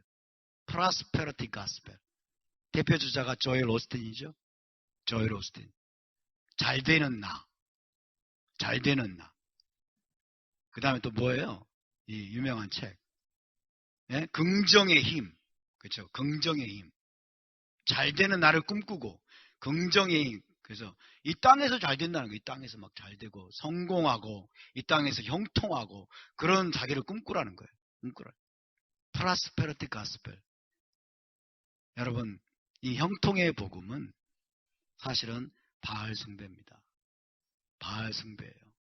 바알과 아세라 숭배예요. 하나님은 이스라엘을 애굽에서 여러분 나오게 하신 다음에 어디로 인도하셨어요? 광야로 인도하셨어요. 광야는 어떤 곳입니까? 성공하는 곳입니까? 형통하는 곳입니까? 잘 되는 곳입니까? 천만의 말씀이에요. 광야 훈련 가운데로 인도하십니다. 척박한 땅이에요. 물이 없고 간조한 땅이에요. 여러분. 그렇지만 이것이야말로 하나님이 저와 여러분에게 주시는 최고의 선물입니다. 할렐루야. 답사 광야 훈련은 선물입니다. 옆에 분에게 광야는 선물입니다. 이 선물을 누리시기 바랍니다. 할렐루야. 하나님이 주시는 선물은 여러분 선물처럼 보이지 않습니다. 그래서 광야는, 그리고 고난은 위장된 축복입니다. 위장된 축복을 여러분 마음껏 누리시기를 축복합니다. 여러분, 출애굽 사건은 엄청난 기적입니다. 그렇지만은 그것은 끝이 아니라 그들 앞에는 강도 높은 광야 훈련의 여정이 준비되어 있었습니다. 강도 높은 광야 훈련의 여정이에요. 그래서 우리가 기억해야 될 것은 끝날 때까지는 끝난 게 아니다. 그렇죠? 끝날 때까지는 끝난 게 아니다. 답사, 끝날 때까지는 끝난 게 아니다. 훈련이 끝날 때까지는 끝난 게 아닙니다. 최종 목적지에 도달하기까지는 아직 끝난 게 아닙니다. 회복된 에덴 동산에 도달하신 분 손 한번 들어보세요. 메시아 왕국에 도달하신 분 손 한번 들어보세요. 아직 끝난 게 아닙니다. 아멘? 아직 끝난 게 아니에요. 그래서 샴페인을 우리가 빨리 터뜨리면 안 됩니다. 이 땅에서는 우리가 허리띠를 졸라매야 됩니다. 아멘? 훈련의 기간 동안에는 여러분, 훈련 기간 동안에 우리가 바짝 긴장하고 있어야 돼요. 바짝 긴장하고 준비하고 있어야 돼요. 이런 것들을 성경에서는 깨어있으라고 말합니다. 깨어있으라. 하나님이 저와 여러분 어떤 방식으로 훈련하시든 간에 그 모든 훈련 가운데서 넘어지지 않도록, 그 훈련 가운데 시험에 여러분 들지 않도록 깨어있으시길 바랍니다. 할렐루야. 하나님이 우리를 훈련시키는 모든 과정들을 여러분, 사단은 이것을 뒤집어가지고 그것으로 우리를 시험하기를 원해요. 사단은 그것에 우리가 걸려 넘어지도록 만들려고 하는 게 사단의 계획입니다. 여러분, 우리가 사단에게 여러분 넘어지는 것이 아니라 하나님의 손에서 훈련받기를 원합니다. 할렐루야. 자, 광야 훈련의 초점이 무엇입니까? 하나님이 우리에게 광야 훈련을 하라 하신 이유가 있어요. 이유가 있고 목적이 있고 초점이 있습니다. 이것을 우리가 잘 잡아야 됩니다. 첫 번째는 군대 훈련입니다. 군대 훈련. 답사, 군대 훈련. 군대 훈련. 예, 무질서한 오합지졸들이에요. 애굽에서 나올 때는 무질서한 오합지졸들을 하나님의 군대로 세우시는 겁니다. 그래서 하나님이 애굽에서 나오기도 전에 하나님은 이스라엘은 나의 군대라고 말씀하신 거예요. 이스라엘 나의 군대라 이 말은 다른 말로 말하면 내가 반드시 그들을 군대로 세우고야 말이라. 할렐루야. 하나님은 반드시 우리를 군대로 세우고야 말 것입니다. 이스라엘은 하나님의 군대입니다. 하나님이 이스라엘을 군대로 세우기 위한 과정이 여러분 광야 훈련입니다. 두 번째는 상속자 훈련입니다. 상속자 훈련. 여러분, 저와 여러분에게 상속을 주시겠다는 거예요. 기업을 주시기 위해서 상속자 훈련을 시킨다고 하는데 상속자 훈련을 받으시겠습니까? 안 받으시겠습니까? 예? 받으시겠어요? 안 받으시겠어요? 받아야 되겠죠. 그렇죠? 우리에게 엄청난 기업을 주시겠다는데. 근데 여러분, 애굽의 습성이 몸에 배어있는 영적인 어린아이들이었어요. 이들이 애굽에서 처음 나올 때는. 그렇죠? 애굽의 속성들, 애굽의 습성이 온통 그냥 몸에 배어있는 영적 어린아이들. 영적 어린아이들. 그래서 하나님의 나라를 상속받을 준비가 되어 있지 않아요. 하나님의 나라를 킹덤, 하나님의 나라, 메시아, 왕국, 더 나아가서 에덴 동산을 기업으로 상속받을 준비가 전혀 되어 있지 않습니다. 상속자가 아니에요. 상속자는 뭐예요? 장성한 자예요. 할렐루야. 상속자는 여러분 모든 아버지의 뜻을 알고 아버지의 갈망을 알아가지고 그 기업을 아버지로부터 물려받으면 아버지의 뜻대로 그 기업을 활용할 줄 알아야 돼요. 할렐루야. 이스라엘 백성들은 지금 그런 상태가 아니었어요. 그렇죠? 오직 먹고 마시는 것 때문에 원망하고 불평하고 권위를 대적하고 완전히 애굽인이에요. 애굽인. 그래서 하나님은 광야 훈련을 통해서 저와 여러분을 상속자로 거듭나게 하기를 원하십니다. 상속자 훈련을 받으시기 바랍니다. 할렐루야. 이 훈련을 통과하면 저와 여러분에게 상속할 것이 있게 될 것입니다. 우리에게 기업이 있을 것입니다. 세 번째는 제사장 나라 훈련입니다. 제사장 나라 훈련. 따라서 제사장 나라 훈련. 제사장 나라 훈련. 여러분, 이스라엘 백성들은 출애굽할 때 우상 숭배밖에 모릅니다. 우상 숭배와 바로의 종노릇밖에 할 줄 모르는 자들이었어요. 그러나 그들을 하나님은 거룩한 제사장 나라로 훈련시키는 것입니다. 제사장은 어떤 존재입니까? 하나님을 섬길 줄 아는 존재입니다. 그렇죠? 하나님을 어떻게 섬기는지를 정확하게 알고 사람들을 그렇게 이끄는 자가 바로 제사장입니다. 그렇죠? 열방 가운데 하나님을 보여주는 거예요. 그래서 하나님을 보여주고 하나님을 어떻게 섬길지, 하나님을 어떻게 섬길지를 가르쳐주는 자가 바로 제사장이에요. 근데 지금은 전혀 준비되어 있지 않은 거예요. 그래서 하나님은 광야 훈련을 통해서 이스라엘을 제사장 나라로 여러분 세워 가실 것입니다. 할렐루야. 여러분, 제사장 나라로 세워지고 계십니까? 네, 그것이 우리의 여정입니다. 네 번째는 신부단장입니다. 따라서 신부단장. 신부단장. 예, 이스라엘 백성들은 출애굽할 때 애굽의 더러운 때에 물든 자들이었어요. 애굽의 온갖 부정한 생각들, 그리고 육적인 본성들, 이런 것들에 물든 도저히 신부라고 할 수 없는 상태예요. 그런데 그런 자들을 우리 주님은 순결한 신부로, 정결한 신부로 여러분 단장시키는 것입니다. 어디에서? 광야에서. 할렐루야. 그러니까 광야 훈련을 통과하면 우리가 어떻게 된다는 거예요? 군대가 된다는 것이고, 하나님의 상속자가 된다는 것이고, 제사장 나라로 우뚝 선다는 것이고, 우리가 예수와의 신부로, 순결한 신부로 여러분 변화되어서 나온다는 거예요. 그러니 광야가 선물이 아닙니까? 광야가 축복이 아닙니까? 할렐루야. 따라서 광야는 축복입니다. 광야는 선물입니다. Welcome to Midbar. Welcome to Midbar. 광야로 나오신 여러분들을 환영합니다. 광야 훈련에 초대받은 여러분들을 축복합니다. 할렐루야. 우리 옆에 분을 다시 한번 축복해 보실까요?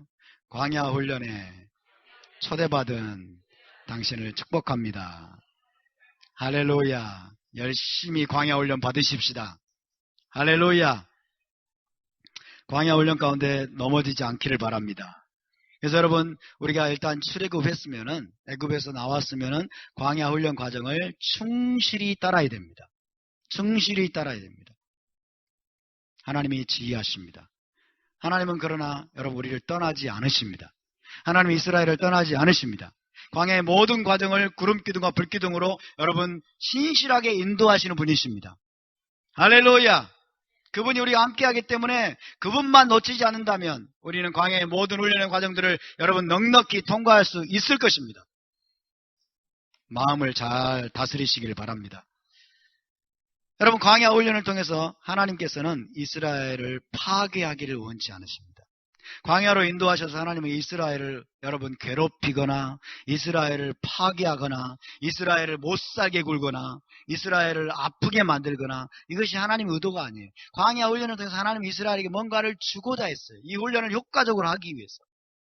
그들에게 군대 훈련, 상속자 훈련, 제사장 나라 훈련, 그리고 신부단장, 여러분 이것들을 하나님이 효과적으로 이루어지도록 하기 위해서 광야에서 하나님이 이스라엘에게 여러분 주고자 하셨던 것들이 있습니다. 그것을 우리가 잡아야 됩니다. 광야에서 여러분 이스라엘 백성들은 약속의 땅에 들어가기 전에 배워야 할 것들이 있어요. 약속의 땅에 들어가기 위해서 배워야 될 것들이 있어요. 약속의 땅에 들어가기 위한 자격, 들어가기 전에 갖춰야 될 자격들이 있어요. 그것이 바로 광야에서 우리가 받아야 될 훈련입니다. 아멘? 광야에서 이루어져야 돼, 이것은. 이것은 광야에서 이루어지지 않으면 약속의 땅에 못 들어갑니다. 광야에서. 그래서 이 광야 훈련을 하나님이 효과적으로 여러분 성공시키기 위해서 하나님이 이스라엘에게 광야에서 주고자 하셨던 것 첫 번째가 토라입니다. 토라. 따라서 토라. 토라. 토라는 하나님의 법도입니다. 하나님의 법도. 혹은 하나님의 성품이에요. 하나님의 성품 자체예요. 토라는 하나님의 인격입니다. 토라는 하나님의 공의의 계시입니다. 할렐루야. 하나님 자신을 보여주는 거예요. 내가 누구다. 내가 누구다. 내가 너희에게 원하는 게 이거다. 하나님의 법도, 공의로운 법도, 이것들을 이스라엘이 배워야 했고 저와 여러분이 배워야 합니다. 아멘. 하나님이 누구인지도 모르는 자들이 어떻게 약속의 땅에 들어갑니까? 하나님의 공의로운 법도도 모르는 자들이 어떻게 에덴 동산으로 돌아갑니까? 말도 안 되는 것이죠. 이스라엘 백성은 약속의 땅에 들어가기 전에 하나님이 누구신지 분명히 알고 그분에게만 순종하는 훈련을 해야만 했습니다. 하나님이 누구인지를 바로 알고 그분에게 순종하는 법을 훈련하는 것은 여러분 오직 토라로 가능합니다. 아멘. 시내산에서 토라를 안 받았다면 그들이 하나님을 어떻게 알겠어요? 그렇죠? 시내산에서 토라를 구체적으로 하나님이 하나하나 십계명을 비롯해서 주지 않았다면 하나님께 순종하는 게 뭐겠어요? 하나님께 순종하는 것은 너무나 애매모호한 거죠. 그렇죠? 그러면 그들은 그들의 생각과 사고는 여전히 애굽인으로 남아있을 겁니다. 토라, 따라서 토라를 먼저 받아야 됩니다. 토라를 먼저 받고 토라를 알고 그리고 토라대로 살아야 됩니다. 할렐루야. 여러분 부지런히 토라를 공부하시기 바랍니다. 토라를 사랑하시기 바랍니다. 그리고 토라를 깊이 깨닫고 토라대로 살기 위해서 여러분 훈련 받으시기를 바랍니다. 이게 이제 첫 번째입니다. 여러분 광야 훈련에서 하나님께 받아야 될 거예요. 두 번째는 성막입니다. 성막을 하나님께서 광야에서 주고자 하셨어요. 이스라엘에게. 성막. 성막이 뭐냐? 성막을 공부하는 사람들이 꽤 많은 것 같은데 기독교적인 관점의 성막은 오직 그냥 성막이 예수 그리스도래요. 번제단도 예수 그리스도고 뭐 물두멍도 예수 그리스도, 메노라도 예수 그리스도, 떡상도 예수 그리스도, 뭐 법궤도 예수 그리스도. 그래서 어쩌다는 거예요? 성막이 전체가 예수님을 가리키는 그림자입니다. 그래서 어쩌다는 거예요? 그래서 어쩌자는 건지 모르겠어요.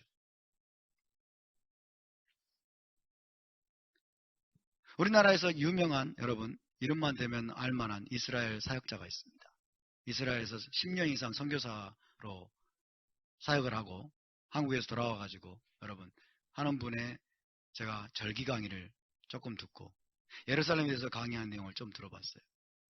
자, 좋은 지식을 이야기하고 그러는데 결국에는 나중에 이것이 예수 그리스도래. 예수 그리스도. 아, 그렇구나. 그거 어쩌자는 거예요.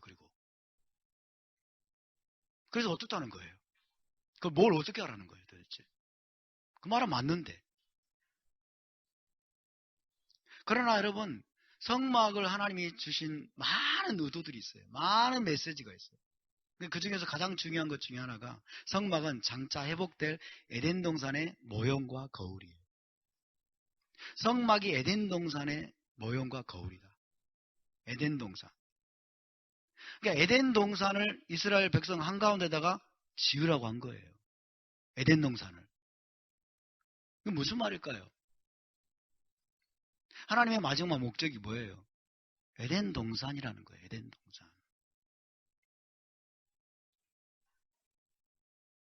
그래서 여러분, 성막을 딱 짓고 나서 이스라엘 백성들은 진영 중앙에 있는 성막을 늘 바라보면서 하는 거예요. 진영 중앙에 있는 성막을 늘 바라보고 그 성막에 들어가기 위해서 늘 준비하면서 사는 것이 이스라엘 백성들의 삶이에요. 할렐루야. 아멘? 이것을 통해서 여러분 가르치는 게 뭡니까? 너희는 에덴 동산에 들어가기 위해서 준비하면서 살라는 거예요. 에덴 동산에 들어가기 위해서 준비하면서 살라는 거예요. 에덴 동산이 어디예요? 새 예루살렘입니다. 그죠? 요한계시록 21장 22장. 그래서 이 땅에 임하게 될 새 예루살렘, 그 회복된 에덴 동산에 들어가는 것이 너희의 삶의 목적이라는 거예요. 너희가 이 땅에서 살아가는 존재의 목적이라는 거예요. 할렐루야. 나의 갈망은 에덴 동산이 임하는 거라는 거예요. 나의 갈망은 에덴 동산이 회복되는 거라는 거예요. 에덴 동산에 다시 너희와 함께 사는 거라는 거예요. 쫓겨난 아담의 자손들을 다시 에덴 동산으로 데리고 와가지고 내가 너희와 함께 충만한 영광 가운데 다시 살기를 원한다.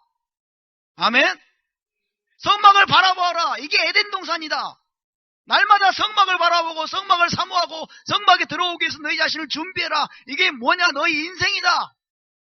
너희의 남은 생애가 그 에덴 동산을 갈망하고 에덴 동산에 들어가기 위해서 준비하면서 너희가 훈련받으면서 살아야 된다는 것입니다. 할렐루야. 그러니까 애굽에서 나온 이스라엘 백성들이 늘 성막을 바라보는 거예요. 성막을 사모하는 거예요. 거기 하나님의 영광이 계시니까. 그렇죠? 그래서 성막을 들어가기 위해서 준비하고 성막에 들어가는 것을 엄청난 특권을 여기고 그렇게 살았습니다. 그러면서 그들이 뭘 사모했을까요? 그 성막이 보여주는 새 예루살렘 성을 사모한 거예요. 아멘? 모세와 다윗과 이스라엘 진정한 이스라엘들이 여러분 새 예루살렘 성을 사모하는 마음으로 살았음을 믿으시기 바랍니다. 새 예루살렘의 메시아의 여러분 피로 말미암아 구속받은 자들이 토라를 훈련받고 새 예루살렘으로 돌아갈 날을 사모하면서 갈망하면서 기다리면서 살았던 것입니다. 아멘? 깨달음이 오십니까? 정말 중요한 거예요. 여러분 모세가, 다윗이, 예레미야가, 바울이, 1세기 사도들이 죽으면 천당 갈 날을 기다리면서 살았다는 기록이 어디 있어요? 죽으면 천당 갈 날을 기다리지 않았어요. 그들에게는 천당 개념이 없습니다. 죽으면 갈 곳에 대한 여러분 생각이 없어요. 그들은 성막 중심의 삶을 살았던 거예요. 성막에 들어가는 것이 그들의 큰 갈망이었어요. 이 땅에서. 그래서 하나님이 성막을 주시는 거예요. 성막을 주시는 거예요. 아멘? 성막을. 그래서 여러분 하나님이 광야 훈련을 통해서 토라를 먼저 주시고 두 번째 성막을 주십니다. 이것을 통해서 우리가 정말 깊이 깨달아야 돼요. 정말 깊이 알아야 돼요. 이 성막이 뭔지, 왜 성막을 주셨는지. 성막은 에덴 동산이에요. 에덴 동산. 할렐루야. 세 번째는 예배를 하나님이 주고자 하셨습니다. 예배. 성막에 들어가는 자들은 예배자입니다. 이스라엘 백성들은 지금까지는 바로밖에 섬길 줄 몰랐어요. 그죠? 애굽의 우상들을 섬겼습니다. 애굽에 많이 동화돼 가지고 애굽의 우상들을 섬겼어요. 애굽의 우상을 섬겼다는 것도 우리가 어떻게 알 수 있습니까? 그들이 여러분 하나님과 언약을 맺자마자 나중에 금송아지를 만들잖아요. 그렇죠? 금송아지는 만드는 것을 어디서 배웠을까요? 애굽에서 배웠던 거예요. 애굽에서 배웠던 걸 그대로 하는 거예요. 그러니까 우상을 숭배하고 바로나 섬길 줄 알지 하나님 섬길 줄 모르는 거예요. 그래서 하나님은 성막을 지으라고 말씀하시고 그 다음에 예배를 계시하십니다. 예배. 바로가 아닌 하나님을 예배하는 법을 배워요. 성막에 왜 들어가는데요? 에덴 동산에 우리가 왜 돌아갑니까? 거기서 하나님을 만나고 하나님과 교제하고 하나님을 예배하는 것입니다. 아멘? 하나님을 예배하는 거예요. 그 예배자가 되는 거예요. 여러분 이 광야에서 예배자가 되시기를 바랍니다. 예배자. 그래서 이 예배를 하나님이 가르치시기 위해서 성막을 주시고 절기를 말씀하시고 코르반 희생제사를 여러분 말씀하시고 제사장 규례를 세우시고 정결법 등을 하나님이 주시는 거예요. 이것 등을 배우고 익힘으로써 여러분 하나님을 섬기는 법을, 하나님을 예배하는 법을 이들이 계속해서 광야에서 훈련받는 것입니다. 그래서 여러분 이 광야에서 하나님은 우리에게 토라를 주기 원하십니다. 그리고 우리에게 성막을 주기를 원하십니다. 그리고 예배를 주기 원하십니다. 여러분 이것들을 믿음으로 받으시길 바랍니다. 광야의 훈련을 여러분 우리 안에서 광야의 훈련이 효과적으로 이루어질 수 있게 되길 바랍니다. 하나님의 의도대로 우리가 훈련을 받아야 돼요. 하나님의 의도대로 훈련을 받아야지 하나님의 의도와는 무관하게 지금 내가 훈련 받습니다 그러면서 막 헬라적으로 훈련만 곤란해요. 헬라적으로. 그게 아닌 거예요.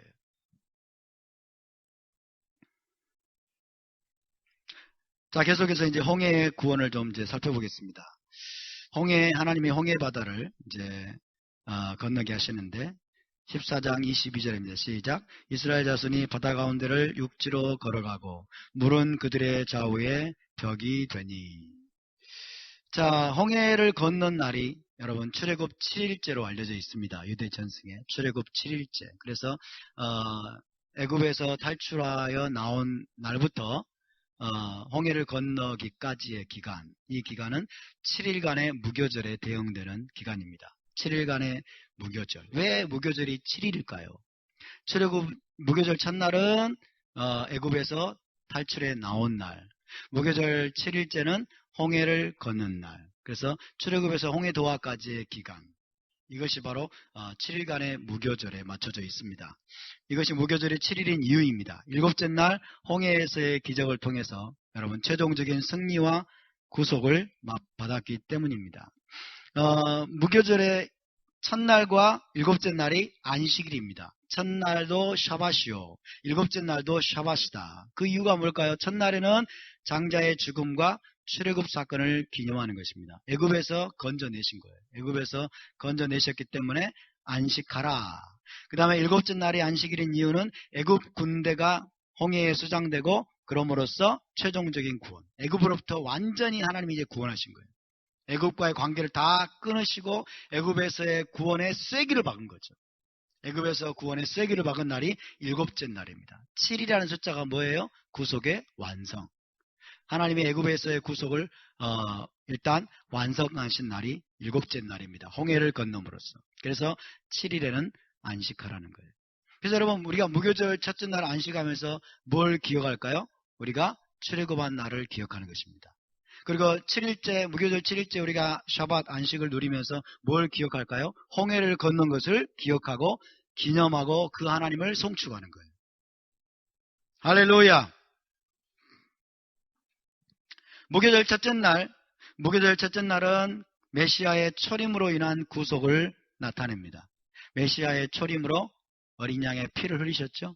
그렇죠? 어린 양의 피를 흘림으로 인한 구속을 나타내고 무교절 일곱째 날은 메시아의 재림으로 인한 구속의 완성을 보여주는 그림입니다. 초림과 재림의 그림이 이 무교절 첫째 날과 일곱째 날 모두에 있습니다. 초림은 어린 양의 피, 재림의 구속은 이제 애굽의 군대를 완전히 멸하시는, 그죠? 이스라엘 대적하는 모든 대적들을 멸하심으로 구속하시는 그 그림을 보여주는 것입니다. 그래서 우리가 무교절 첫째 날은 6월절 세데르 만찬으로 시작합니다. 6월절 세데르 만찬. 그리고 무교절 일곱째 날은 메시아의 만찬으로 완성을 합니다. 메시아의 만찬을 금년에는 좀 하려고 합니다. 메시아의 만찬 좀 번역을 해야 되는데 시간이 좀 걸려서 작년까지 못했습니다만 금년에는 어찌하든지 이 메시아의 만찬 매뉴얼을 좀 번역을 해가지고 우리가 함께 메시아의 만찬을 통해서 무교절 일곱째 날을 성회로 보내려고 합니다. 그래서 이 첫째 날은 6월절 세데르 만찬, 우리 주 예수와께서 제자들과 함께 드셨던 마지막 만찬이죠. 그리고 일곱째 날은 메시아의 만찬. 이 메시아의 만찬은 뭘 우리에게 가르쳐 주냐면 메시아 왕국에서 장차 우리가 구속의 완성을 기뻐하면서 메시아의 식탁, 왕의 식탁에 앉을 것을 우리에게 가르쳐 주는 것입니다. 그래서 일곱째 날이 뭐라고요? 구속의 완성을 나타내는. 그렇죠? 그래서 우리 메시아께서 재림하셔서 우리의 구속이 완성이 되면 우리가 장차 메시아 왕국의 식탁에 앉아가지고 그분과 함께 여러분 혼인잔치, 왕국의 천국잔치에 우리가 그 자리에 앉을 것을 나타내는 것이 바로 메시아의 만찬입니다. 그래서 금년 6월절 무교절에는 여러분 메시아의 만찬을 우리가 공동적으로 할 수 있도록 기도해 주시기 바랍니다. 저를 위해서 기도해 주시고 그래서 우리가 6월절 무교절을 아주 풍성하게 보낼 수 있도록 여러분 기도해 주시면 감사하겠습니다. 이스라엘 백성들이 홍해를 건넌 사건은 이것은 침례, 일종의 침례로 이해할 수가 있습니다. 고린도전서 10장 1절에서 2절에 사도 바울이 지금 그 이야기를 하고 있죠. 함께 읽습니다. 시작. 형제들아, 우리 조상들이 다 구름 아래에 있고 바다 가운데로 지나며 모세에게 속하여 다 구름과 바다에서 침례를 받고, 이것이 홍해를 건넌 사건에 대한 사도 바울의 미드라시예요. 사도 바울이 지금 미드래시컬리 지금 이야기하고 있는 거예요. 우리 조상들이 다 구름 아래에 있고 바다 가운데로 지나며, 홍해바다입니다. 바다 가운데로 지나며 모세에게 속하여 다 구름과 바다에서 침례를 받았다. 그렇게 이야기하고 있죠. 그래서 이 홍해를 건너므로써 침례를 받았는데, 그 침례가 뭘 뜻하냐면 거듭남을 뜻합니다. 중생, 옛사람의 죽음과 새로운 탄생이죠. 옛사람의 죽음과 새로운 탄생. 그래서 홍해를 건너기 전까지는 이스라엘 백성들이 사실은 애굽인이었다는 거죠. 애굽에 속한 자였어요. 그렇죠? 그런데 홍해를 건너므로써 이들은 이제 하나님의 거룩한 백성으로 거듭나는 겁니다. 다시 탄생, 새로운 탄생을 경험하게 됩니다. 이것이 홍해의 도화가 가르쳐주는 놀라운 영적인 메시지예요. 옛사람의 죽음과 새로운 탄생, 거듭남, 중생. 저와 여러분도 침례를 받았습니다. 세례를 받고 침례를 받으셨죠? 이게 뭘 뜻합니까? 우리가 옛사람은 이제 죽었고 이제 새 사람이 되었음을 우리가 나타내는 것이 바로 침례죠. 자, 이스라엘이 홍해를 건넌 사건은 애굽으로부터의 완전한 탈출, 구속과 하나님의 백성으로서 새로운 시작, 새로운 탄생을 의미합니다. 아까 제가 그림을 보여드렸죠? 그죠? 시나이 반도를 지나서 홍해를 건널 때 애굽과의 모든 관계가 끊어지는 겁니다. 할렐루야. 애굽과의 모든 관계가 끊어지는 거예요. 그 전에는 사실은 애굽을 탈출해 나왔지만 여전히 애굽의 영향권 아래 있습니다. 여전히 영향권 아래 있어요. 근데 홍해를 건너므로써 이제 애굽으로부터의 완전한 탈출을 경험하고 하나님의 백성으로서 새로운 삶을 시작하는 거예요. New beginning. 할렐루야. New beginning. 새로운 시작, 새로운 탄생을 의미하죠. 그래서 이것은 여러분 흑암의 왕국에서 구속되어 빛의 왕국으로 들어감을 뜻합니다.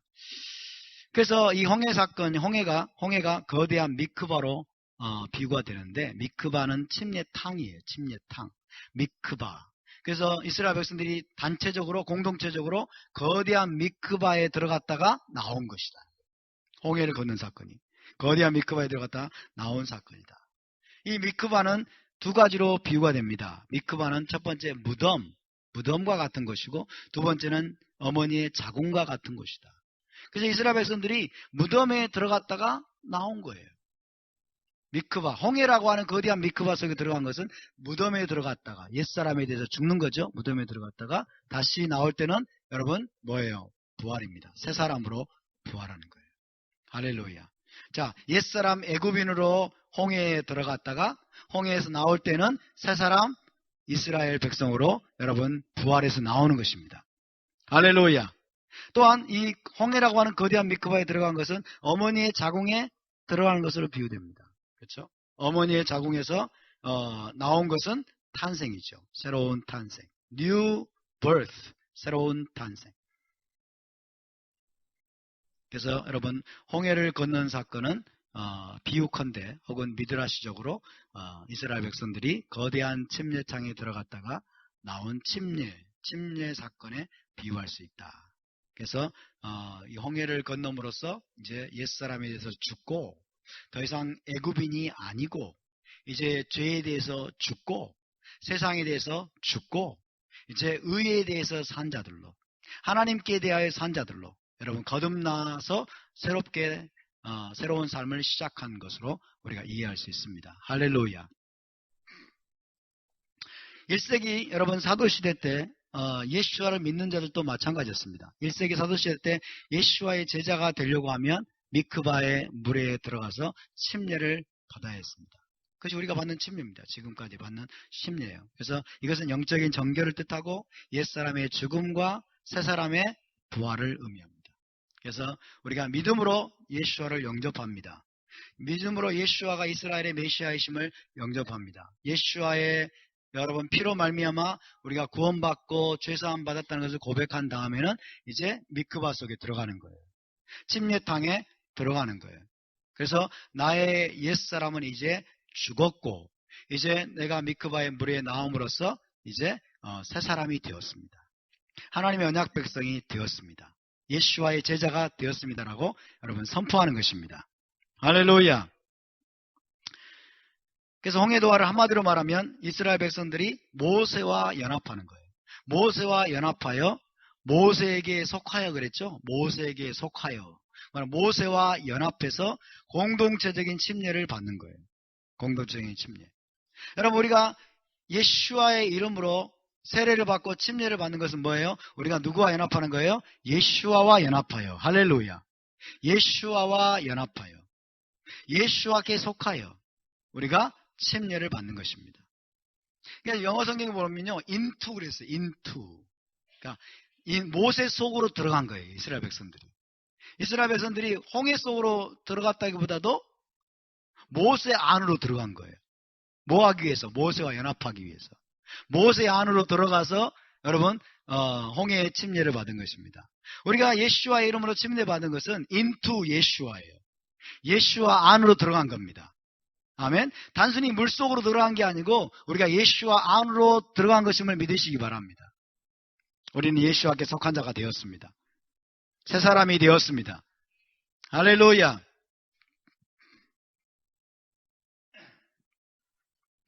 이렇게 하나님께서 이제 출애굽으로부터 어디로 인도해 가십니까? 이스라엘을 시내산까지 인도해 가십니다. 시내산까지. 하나님이 할 일이 없어서 시내산으로 인도해 가셨을까요? 하나님이 심심해서 시내산으로 인도하셨을까요? 그렇지 않다는 것입니다. 민수기 33장 3절을 읽습니다. 시작. 그들이 첫째 달 15째 날에 람셋을 떠났으니 곧 6월절 다음 날이라. 이스라엘 자손이 애굽 모든 사람의 목전에서 큰 권능으로 나왔으니 6월절 다음 날이 무교절에 이스라엘이 애굽에서 나왔습니다. 그리고 어디로 하나님이 데려가십니까? 시내산으로 데려가십니다.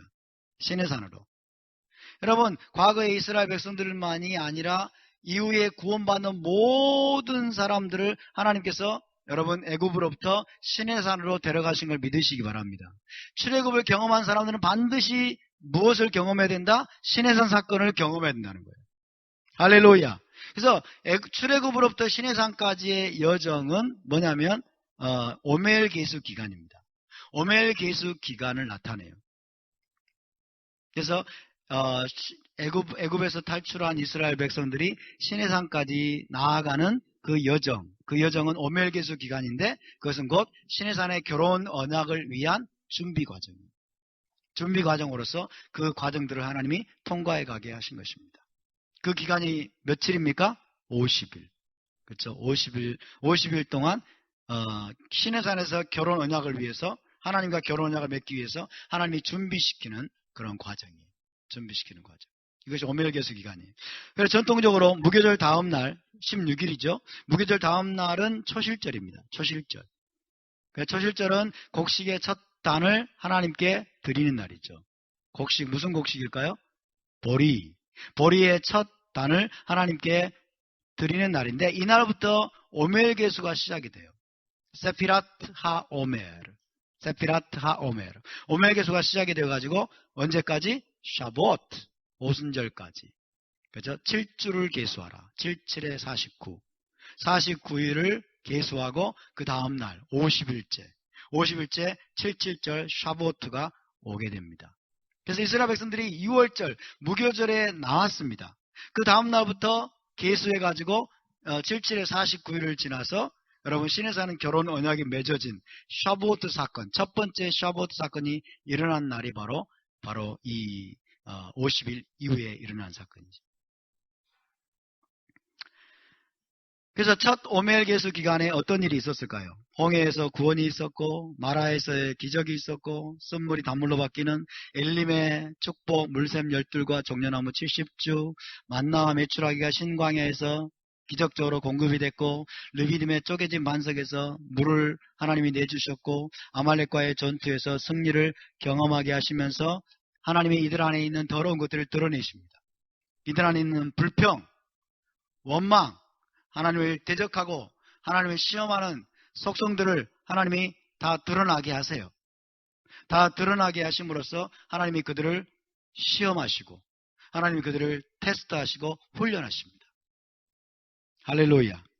그러면서 이제 시내산으로 데려가시는 거죠. 이것이 바로 결혼 언약을 위한 준비입니다. 하나님의 1차 목적지는 시내산입니다. 절대로 잊지 마세요.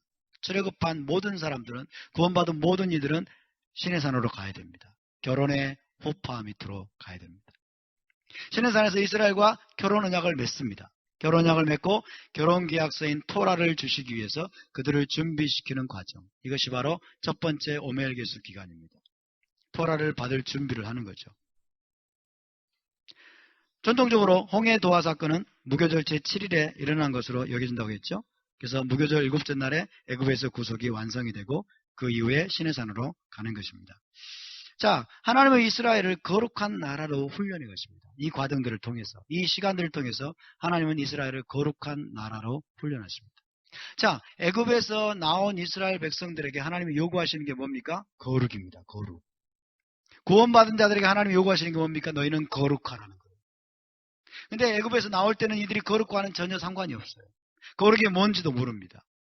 그렇지만 하나님이 거룩이 무엇인지를 가르쳐 주시고 그리고 실제로 이들을 거룩한 나라로 훈련하십니다. 할렐루야. 그래서 거룩한 나라 훈련의 과정이 여러분 시내산에 도달하기 전부터 시작됩니다. 도달하기 전부터 시작돼요. 15장 25절에서 26절 마라에서부터 이제 시작이 됩니다. 시작. 모세가 여호와께 부르짖었더니 여호와께서 그에게 한 나무를 가리키시니 그가 물에 던지니 물이 달게 되었더라.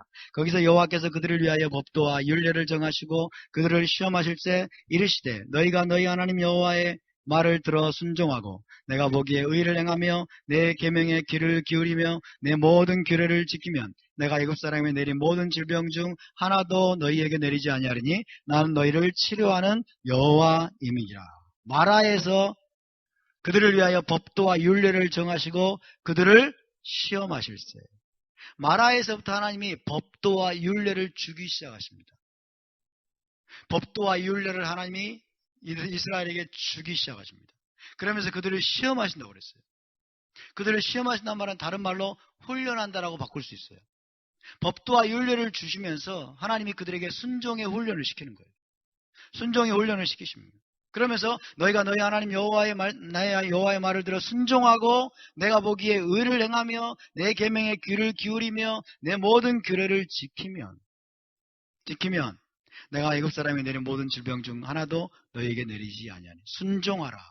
내 의를 행하라. 내 계명에 귀를 기울이며 내 모든 규례를 지키면. 그 말은 무슨 말이에요? 하나님이 지금 이스라엘에게 사실은 거룩을 훈련하시는 겁니다. 거룩한 나라로 지금 하나님이 하나하나 훈련해 가시는 거예요. 할렐루야. 이것이 여러분 이스라엘의 부르심입니다. 거룩한 나라로서의 부르심. 이스라엘은 거룩한 나라가 돼야 돼요. 세상에 있는 모든 나라와 다릅니다. 저와 여러분은 세상 사람들과 다릅니다. 우리는 다르게 살아야 됩니다. 할렐루야. 애굽과 다른 방식의 삶을 지금 계시하는 거예요. 애굽에서 살았던 방식이 아니라 하나님의 율례와 규례와 법도를 주시면서 너희가 여기에 순종하라. 너희가 내 명령을 지키라. 내 규례를 지키라. 내 법도를 너희가 행하라. 그래서 너희가 거룩한 나라로 너희가 세워져 가야 된다. 그러면 내가 너희를 치료할 것이다. 하나님은 이스라엘을 개인으로 여러분 부르지 않으셨습니다. 하나님의 통치를 받는 거룩한 나라가 되도록 부른 것 같았어요. 거룩한 나라. 따라서 이스라엘은 거룩한 나라입니다. 예, 땅에 있는 하나님의 나라예요. 이스라엘은 땅에 있는 하나님의 나라로 거룩한 나라로서 이 땅에서 이스라엘이 하나님을 보여줘야 돼요. 아멘? 온 열방의 모든 나라들을 향해서 하나님이 누구이신지를 보여줘야 돼요. 하나님을 어떻게 섬기는지를 보여줘야 돼요. 하나님의 공의로운 법도를 살아냄으로써 보여줘야 돼요. 할렐루야! 이것이 이스라엘 나라의 부르심이에요. 이것은 개인적인 부르심이 아니라 우리 단체적인, 공동체적인, 국가적인 차원의 부르심입니다. 그래서 이스라엘이 거룩한 나라가 되려면 어떻게 해야 됩니까? 국가적인 법과 규례가 있어야 되겠죠. 그렇죠? 나라에는 법이 있잖아요. 국가에는 법과 규례가 있습니다. 그래서 그리고 법을 지키지 않을 경우에는 거기에 따르는 처벌과 징계가 있어야 되겠죠. 그렇죠? 그래야 나라가 됩니다. 하나님이 나라를 지금 만들어가는 거예요. 이스라엘 나라, 불안당 같은 자들, 그죠? 오합지졸 같은 자들, 노예 패거리들, 이런 자들을 하나님이 불러내가지고 지금 이스라엘 나라를, 거룩한 나라를 세워가는 거예요. 나라에는 뭐가 있어야 된다? 법도가 있어야 된다. 나라에는 법과 규례가 있어야 된다. 그렇죠? 한 나라의 법과 규례는 무엇이 동반되어야 된다? 처벌과 징계 조항이 수반되어야 된다. 할렐루야. 처벌과 징계가 없으면 법이 존재할 필요가 없죠. 지금 하나님이 그것들을 하나하나 만들어 가십니다. 자, 아브라함 언약을 볼까요? 아브라함 언약은 아브라함 한 개인을 부르십니다. 먼저. 그렇죠? 한 개인을 불러가지고 본토 친척 아비 집을 떠나서 내가 제시할 땅으로 가라. 그리고 그를 복되게 하시고 그를 통해서 열방이 복을 받게 하시라는 언약적인 약속을 주십니다. 아브라함 언약은 일단 아브라함 한 개인을 부르신 거예요. 아브라함 한 개인을 통해서 온 열방을 복되게 하실 것이다 라고 말씀한 거죠. 그런데 지금 이 출애굽 사건은 뭐냐면 이스라엘 나라를 선택하신 거예요. 나라. 킹덤. 그래서 거룩한 나라가 되도록 부르시는 거예요. 나라가 되려면 어떻게 된다고요? 지켜야 될 법도와 규례를 주시는 게 필수입니다. 아멘? 아멘? 나라에 법이 없는 나라가 있나요? 그렇죠? 법이 없는 나라. 헌법과 그 다음에 법이 있어야 나라입니다. 오늘날 기독교인들은 뭐라고 말해요? 우리는 율법 아래 있지 않아. 율법 아래 있지 않다는 거예요. 율법이 폐해졌다는 거예요. 그러면 이스라엘 나라의 법이 폐해져 버렸대. 이스라엘 나라는 여러분 망했다는 뜻이에요. 이스라엘 나라가 없다는 뜻이에요. 답사 이스라엘 나라는 영원합니다. 아멘? 이스라엘 나라가 든든하게 세워지려면 뭐가 있어야 돼요? 법이 있어야 돼요. 법과 규례가 있어야 돼요. 그래서 지금 마라에서부터 하나님이 지금 하나하나 법을 주시는 겁니다. 법과 율례와 규례를 주시는 거예요. 할렐루야. 그러면서 마라에서도 그렇고 그 다음에 신광야에서도 그렇고 하나님이 법과 율례를 하나씩 하나 주시면서 그들을 시험하시고 그들을 훈련하신 거예요. 그들을 훈련하신 거예요. 거룩한 나라로 지금 하나님이 하나를 세워가시고 거룩한 나라로 이제 여러분 확고하게 세우시는 사건이 시내산 사건이에요. 할렐루야. 우리는 나라가 되어야 됩니다. 우리는 함께 연합해야 됩니다. 우리는 법을 굳게 세워야 됩니다. 우리는 법을 지켜 준행해야 됩니다. 할렐루야. 이스라엘 나라에 속한 자들이 법을 안 지키면 여러분 그 나라의 시민이 아닙니다. 시민이 아니거나 감옥에 갇히거나 둘 중에 하나예요. 처벌을 받아야 돼요. 그래서 우리는 율법 아래 있지 않아 그러면서 율법을 어기고 율법을 무시하고 율법을 여러분 짓밟는 자들은 다 감옥에 보내든지 처벌을 하든지 해야 되겠죠. 그죠? 나는 이스라엘에 속하지 않다라고. 근데 왜 이렇게 됐어요? 우리의 정체성을 모르니까 그래요. 오늘날 교회에 수많은 크리스천들이 이방인 의식에 사로잡혀 있어요. 이방인 의식. 우리는 이방인이고 저 유대인들만 이스라엘이라고 생각하는 거예요. 우리는 이방인이 아닙니다. 저와 여러분은 이스라엘에 접붙임 받은 자들입니다. 믿으십니까? 이것을 여러분 100% 믿어야 돼요. 아니 200% 믿으셔야 돼요. 자다가다 벌떡 깰 정도로면 300% 믿으셔야 돼요. 우리는 이스라엘입니다. 할렐루야. 성도들과 동일한 시민이 되었습니다. 유대인이나 이방인이나 차별이 없습니다. 할렐루야. 그러므로 법을 세우시기 바랍니다. 그 법으로 하나님이 저와 여러분을 시험하시는 거예요. 저와 여러분을 훈련하시는 거예요. 그래서 우리가 순종을 훈련받아야 됩니다. 그래서 여러분 이스라엘 나라 거룩한 나라를 지금 세우시기 위해서 지켜야 될 법도와 규례를 주고 계십니다.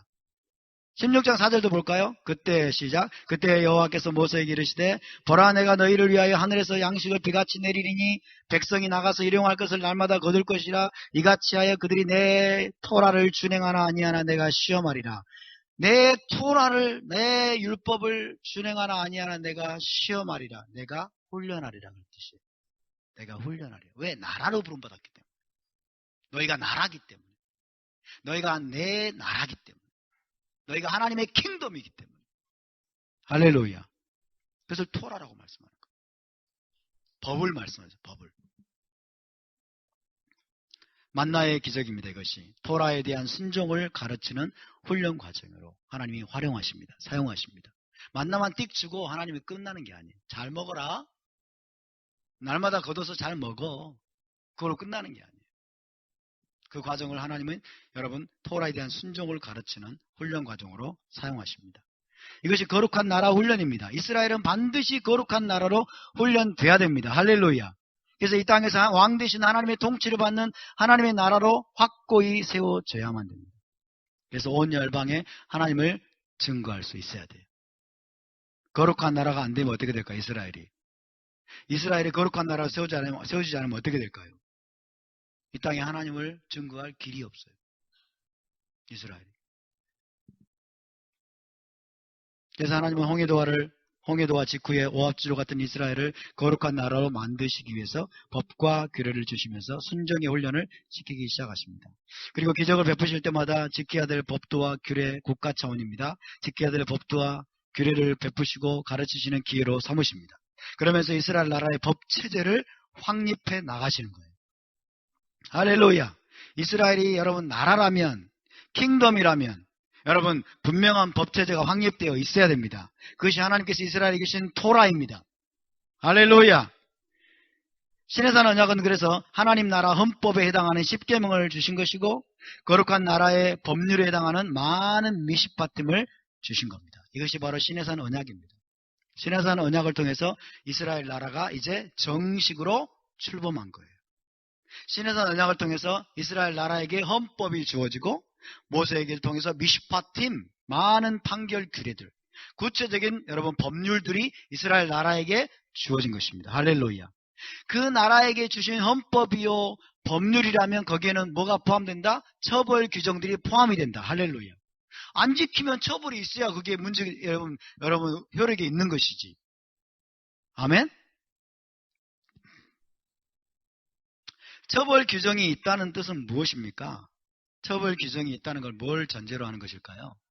이스라엘 백성들 중에서 토라를 어길 일이 있다 없다. 있다는 것을 전제로 하고 있는 거예요. 하나님이 그러니까 토라를 주시면서 너희가 100% 완벽하게 지켜. 그렇게 주신 것일까요? 아니에요. 너희가 죄를 범하거든 어린 양 한 마리와 무슨 뭘 가지고 울고 성막으로 와가지고 잡아가지고 속죄제물을 드려라. 그 말은 이스라엘 백성들이 죄를 범하는 것이 어느 정도 응답이 된다 안 된다? 된다요. 죄를 범할 수 있어요. 죄를 범하면 어떻게 합니까? 회개하고 여러분 하나님 앞에 희생제물을 드리면 되는 거예요. 아멘. 그러니까 하나님이 토라를 주실 때는 100% 너희가 다 지켜 그게 아니고 만약에 못 지킬 경우에 만약에 너희가 어겼을 경우에도 어떻게 처벌을 하고 어떻게 그 죄를 보상을 하고 그 다음에 용서를 받을 것인지에 대한 규례까지 다 주신 거예요. 할렐루야. 그러니까 하나님이 현실적인 법을 주셨다 아니다. 너무나 비현실적인 법을 주셔가지고 이 토라는 율법은 도저히 지킬 수 없는 거야. 이런 생각이 우리 기독교인들에게 꽉 박혀 있습니다. 그래요 안 그래요? 꽉 박혀 있는 거예요. 율법은 도저히 지킬 수 없는 거. 근데 하나님은 지키지 못했을 경우에 어떻게 처벌하고 어떻게 보상하고 어떻게 배상하고 어떻게 회개하고 어떻게 그 죄를 용서받을 수 있는 것인지에 관한 규정까지 다 주셨다니까요. 그러니까 지극히 실제적이고 현실적인 토라를 주신 겁니다. 그러므로 여러분 토라를 우리가 지켜 행하는 것이 당연하고 토라를 지킬 수 있을까요 없을까요? 지킬 수 있다는 거예요. 따라서 토라를 지킬 수 있습니다. 못 지켰을 경우 어떻게 합니까? 회개하면 되는 거예요. 실수로 못 지키거나 연약해서 못 지켰으면 회개하고 토라에서 이야기하는 배상, 보상을 해주는 거예요. 지나가다가 이웃의 옷이 탐나가지고 저기 뭐 무스탕이 탐나가지고 실수로 훔쳤다고 생각해 보세요. 그렇죠? 실수로 훔쳐가지고 토라를 어긴 거잖아요. 그래서 가지고 가다가 깨달아지는 거야. 아, 이거 죄인데 잘못했네. 그리고 그 깨달아지면 어떻게 해야 돼요? 가서 무스탕 다시 돌려주고 거기에 10분의 1을 4분의 1인가요? 좌우지간 그 이 금액을 보상해 주면은 되는 거예요. 아멘? 지킬 수 있어요, 없어요? 지킬 수 있다니까요, 여러분. 하나님은 토라를 지키라고 주셨고 지킬 수 있다고 말씀하시고 어길 경우에도 어떻게 할 것이니까 가르쳐 주셨다니까요. 어길 경우에 하나님의 토라대로 또 행하는 것도 지키는 거예요.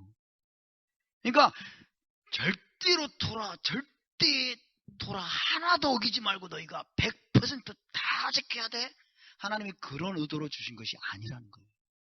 아멘? 그럼 뭐예요? 그러면 하나님 어떤 의도로 주신 거예요?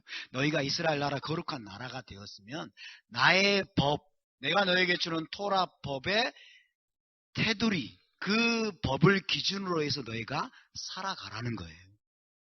할렐루야. 우리는 하나님의 토라, 하나님의 법도를 기준으로 해서 살아가야 됩니다. 그러다가 넘어지면 또 회개하면 되는 거예요. 그러다가 실수하면 또 회개하면 되고 토라에서 규정한 대로 배상하면 되고. 아멘?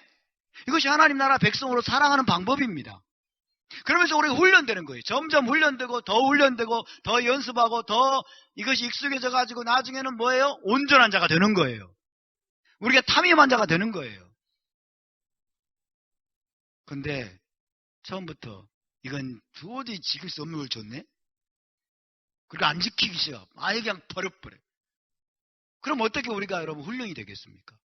어떻게 우리가 거룩한 삶으로 계속해서 성숙하고 점점 이렇게 나아갈 수 있겠습니까? 말도 안 되는 거죠. 여러분, 토라는 지킬 수 있습니다. 현실적인 법을 주셨음을 믿으시기 바랍니다. 할렐루야. 그래서 결국 그것을 통해서 여러분 거룩한 나라의 국가적인 통치체제를 확립하는 것입니다. 거룩한 나라의 국가적인 통치체제. 하나님이 왕이십니다. 하나님이 왕이시기 때문에 왕께서 법을 베푸시고, 그렇죠? 이스라엘 나라의 거룩한 나라의 국가적인 통치체제를 법으로 해서 여러분 확립하는 거예요. 따라서 이스라엘 나라는 법치주의입니다. 오늘 기독교인들이 이걸 몰라요. 이스라엘 나라가, 우리가 속한 하나님의 나라가 법치라는 사실을 몰라요. 우리는 성령을 따르는 거지 율법을 따르는 게 아니야, 이렇게 이야기하는 거예요. 우리는 성령을 따르는 것이 율법을 따르는 게 아니다. 왜 그런지 아세요? 법치라는 사실을 몰라서 그래요. 하나님의 나라는 법치입니다, 여러분. 하나님이 법으로 다스리십니다. 아멘? 하나님이 법을. 그럼 성령은 뭡니까? 성령이 우리에게 토라를 가르치십니다. 할렐루야. 하나님의 나라는 법치입니다. 법치. 지금 여러분 이스라엘 백성들을 애굽에서 하나님이 건져내셔가지고, 잘 보세요.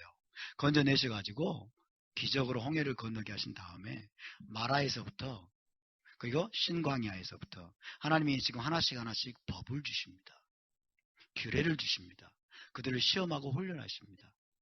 그러면서 하나님이 거룩한 나라로서의 지금 체제를 하나님이 하나하나 갖춰가게 하시고, 시내산 언약을 통해서 이제 십계명이라고 하는 헌법을 주시고, 그 다음 미시파팀이라고 하는 법률들을 주시면서 여러분 거룩한 나라로서의 국가적인 통치체제를 확립하시고, 그 나라의 왕이 바로 하나님이심을 분명하게 알게 하십니다. 이스라엘 나라의 왕이신 하나님은 자기 마음대로 다스리는 분이 아니세요. 말이 좀 이상하지만, 그렇죠? 이스라엘 킹덤의 왕이 하나님이심을 믿으십니까? 왕이 변덕스럽게 여러분 때로는 이랬다가 때로는 저랬다가, 김정은 같은 분이 아니세요. 하나님은, 그렇죠? 자기 마음대로 다스리는 분이 아니고, 그분이 나는 이런 존재다, 나는 너에게 이걸 원한다, 내 나라는 이런 법, 내가 원하는 법은 이것이다 해가지고 주신 것이 법이고, 여러분 하나님은 그 법으로 다스리십니다. 그 법대로 다스리기 때문에 하나님의 나라가 공의로운 겁니다. 하나님 나라가 정의로운 것입니다. 할렐루야. 그 법대로 우리가 살고 법대로 행하기만 하면 여러분 우리는 자유할 것입니다. 그리고 우리가 하나님과 더 가까워지는 거예요. 하나님과 하나가 되는 겁니다. 그럴 때 우리는 애굽인이 아니고 이제 이스라엘 사람인 것입니다. 여러분, 홍해를 건너셨습니까? 홍해를 통과하셨습니까? 그렇다면 여러분은 애굽인이 아닙니다. 저와 여러분은 애굽인이 아닙니다. 애굽인의 속성들, 애굽인의 습성들, 애굽에서 하던 여러분 잘못된 것들, 원망하고 불평하고 짜증내고 분노하고 권위를 대적하고 여러분 하나님을 거역하고 불순종했던 모든 애굽적인 속성들, 여러분 홍해에다가 다 수장시켜 버리시기 바랍니다. 그리고 하나님의 토라, 하나님의 법도를 통해서 여러분 하나님이 우리를 시험하십니다. 하나님을 훈련하십니다. 우리를 거룩한 나라로 하나님이 세워가기를 원하십니다. 그 하나님의 인도하심을 저와 여러분이 100% 신뢰하고 기쁨으로 감사함으로 이 광야의 선물을 받으시기 바랍니다. 이 광야의 훈련을 통해서 저와 여러분이 군대로 일어나기를 원합니다. 제사장 나라로 일어나기를 원합니다. 저와 여러분이 예수와의 신부로 단장되기를 원합니다. 그리고 장차 여러분 메시아 왕국 새 예루살렘을 기업으로 받을 수 있는 장성한 성숙한 하나님의 상속자로 우리 모두가 일어날 수 있게 되기를 주님의 이름으로 축복합니다.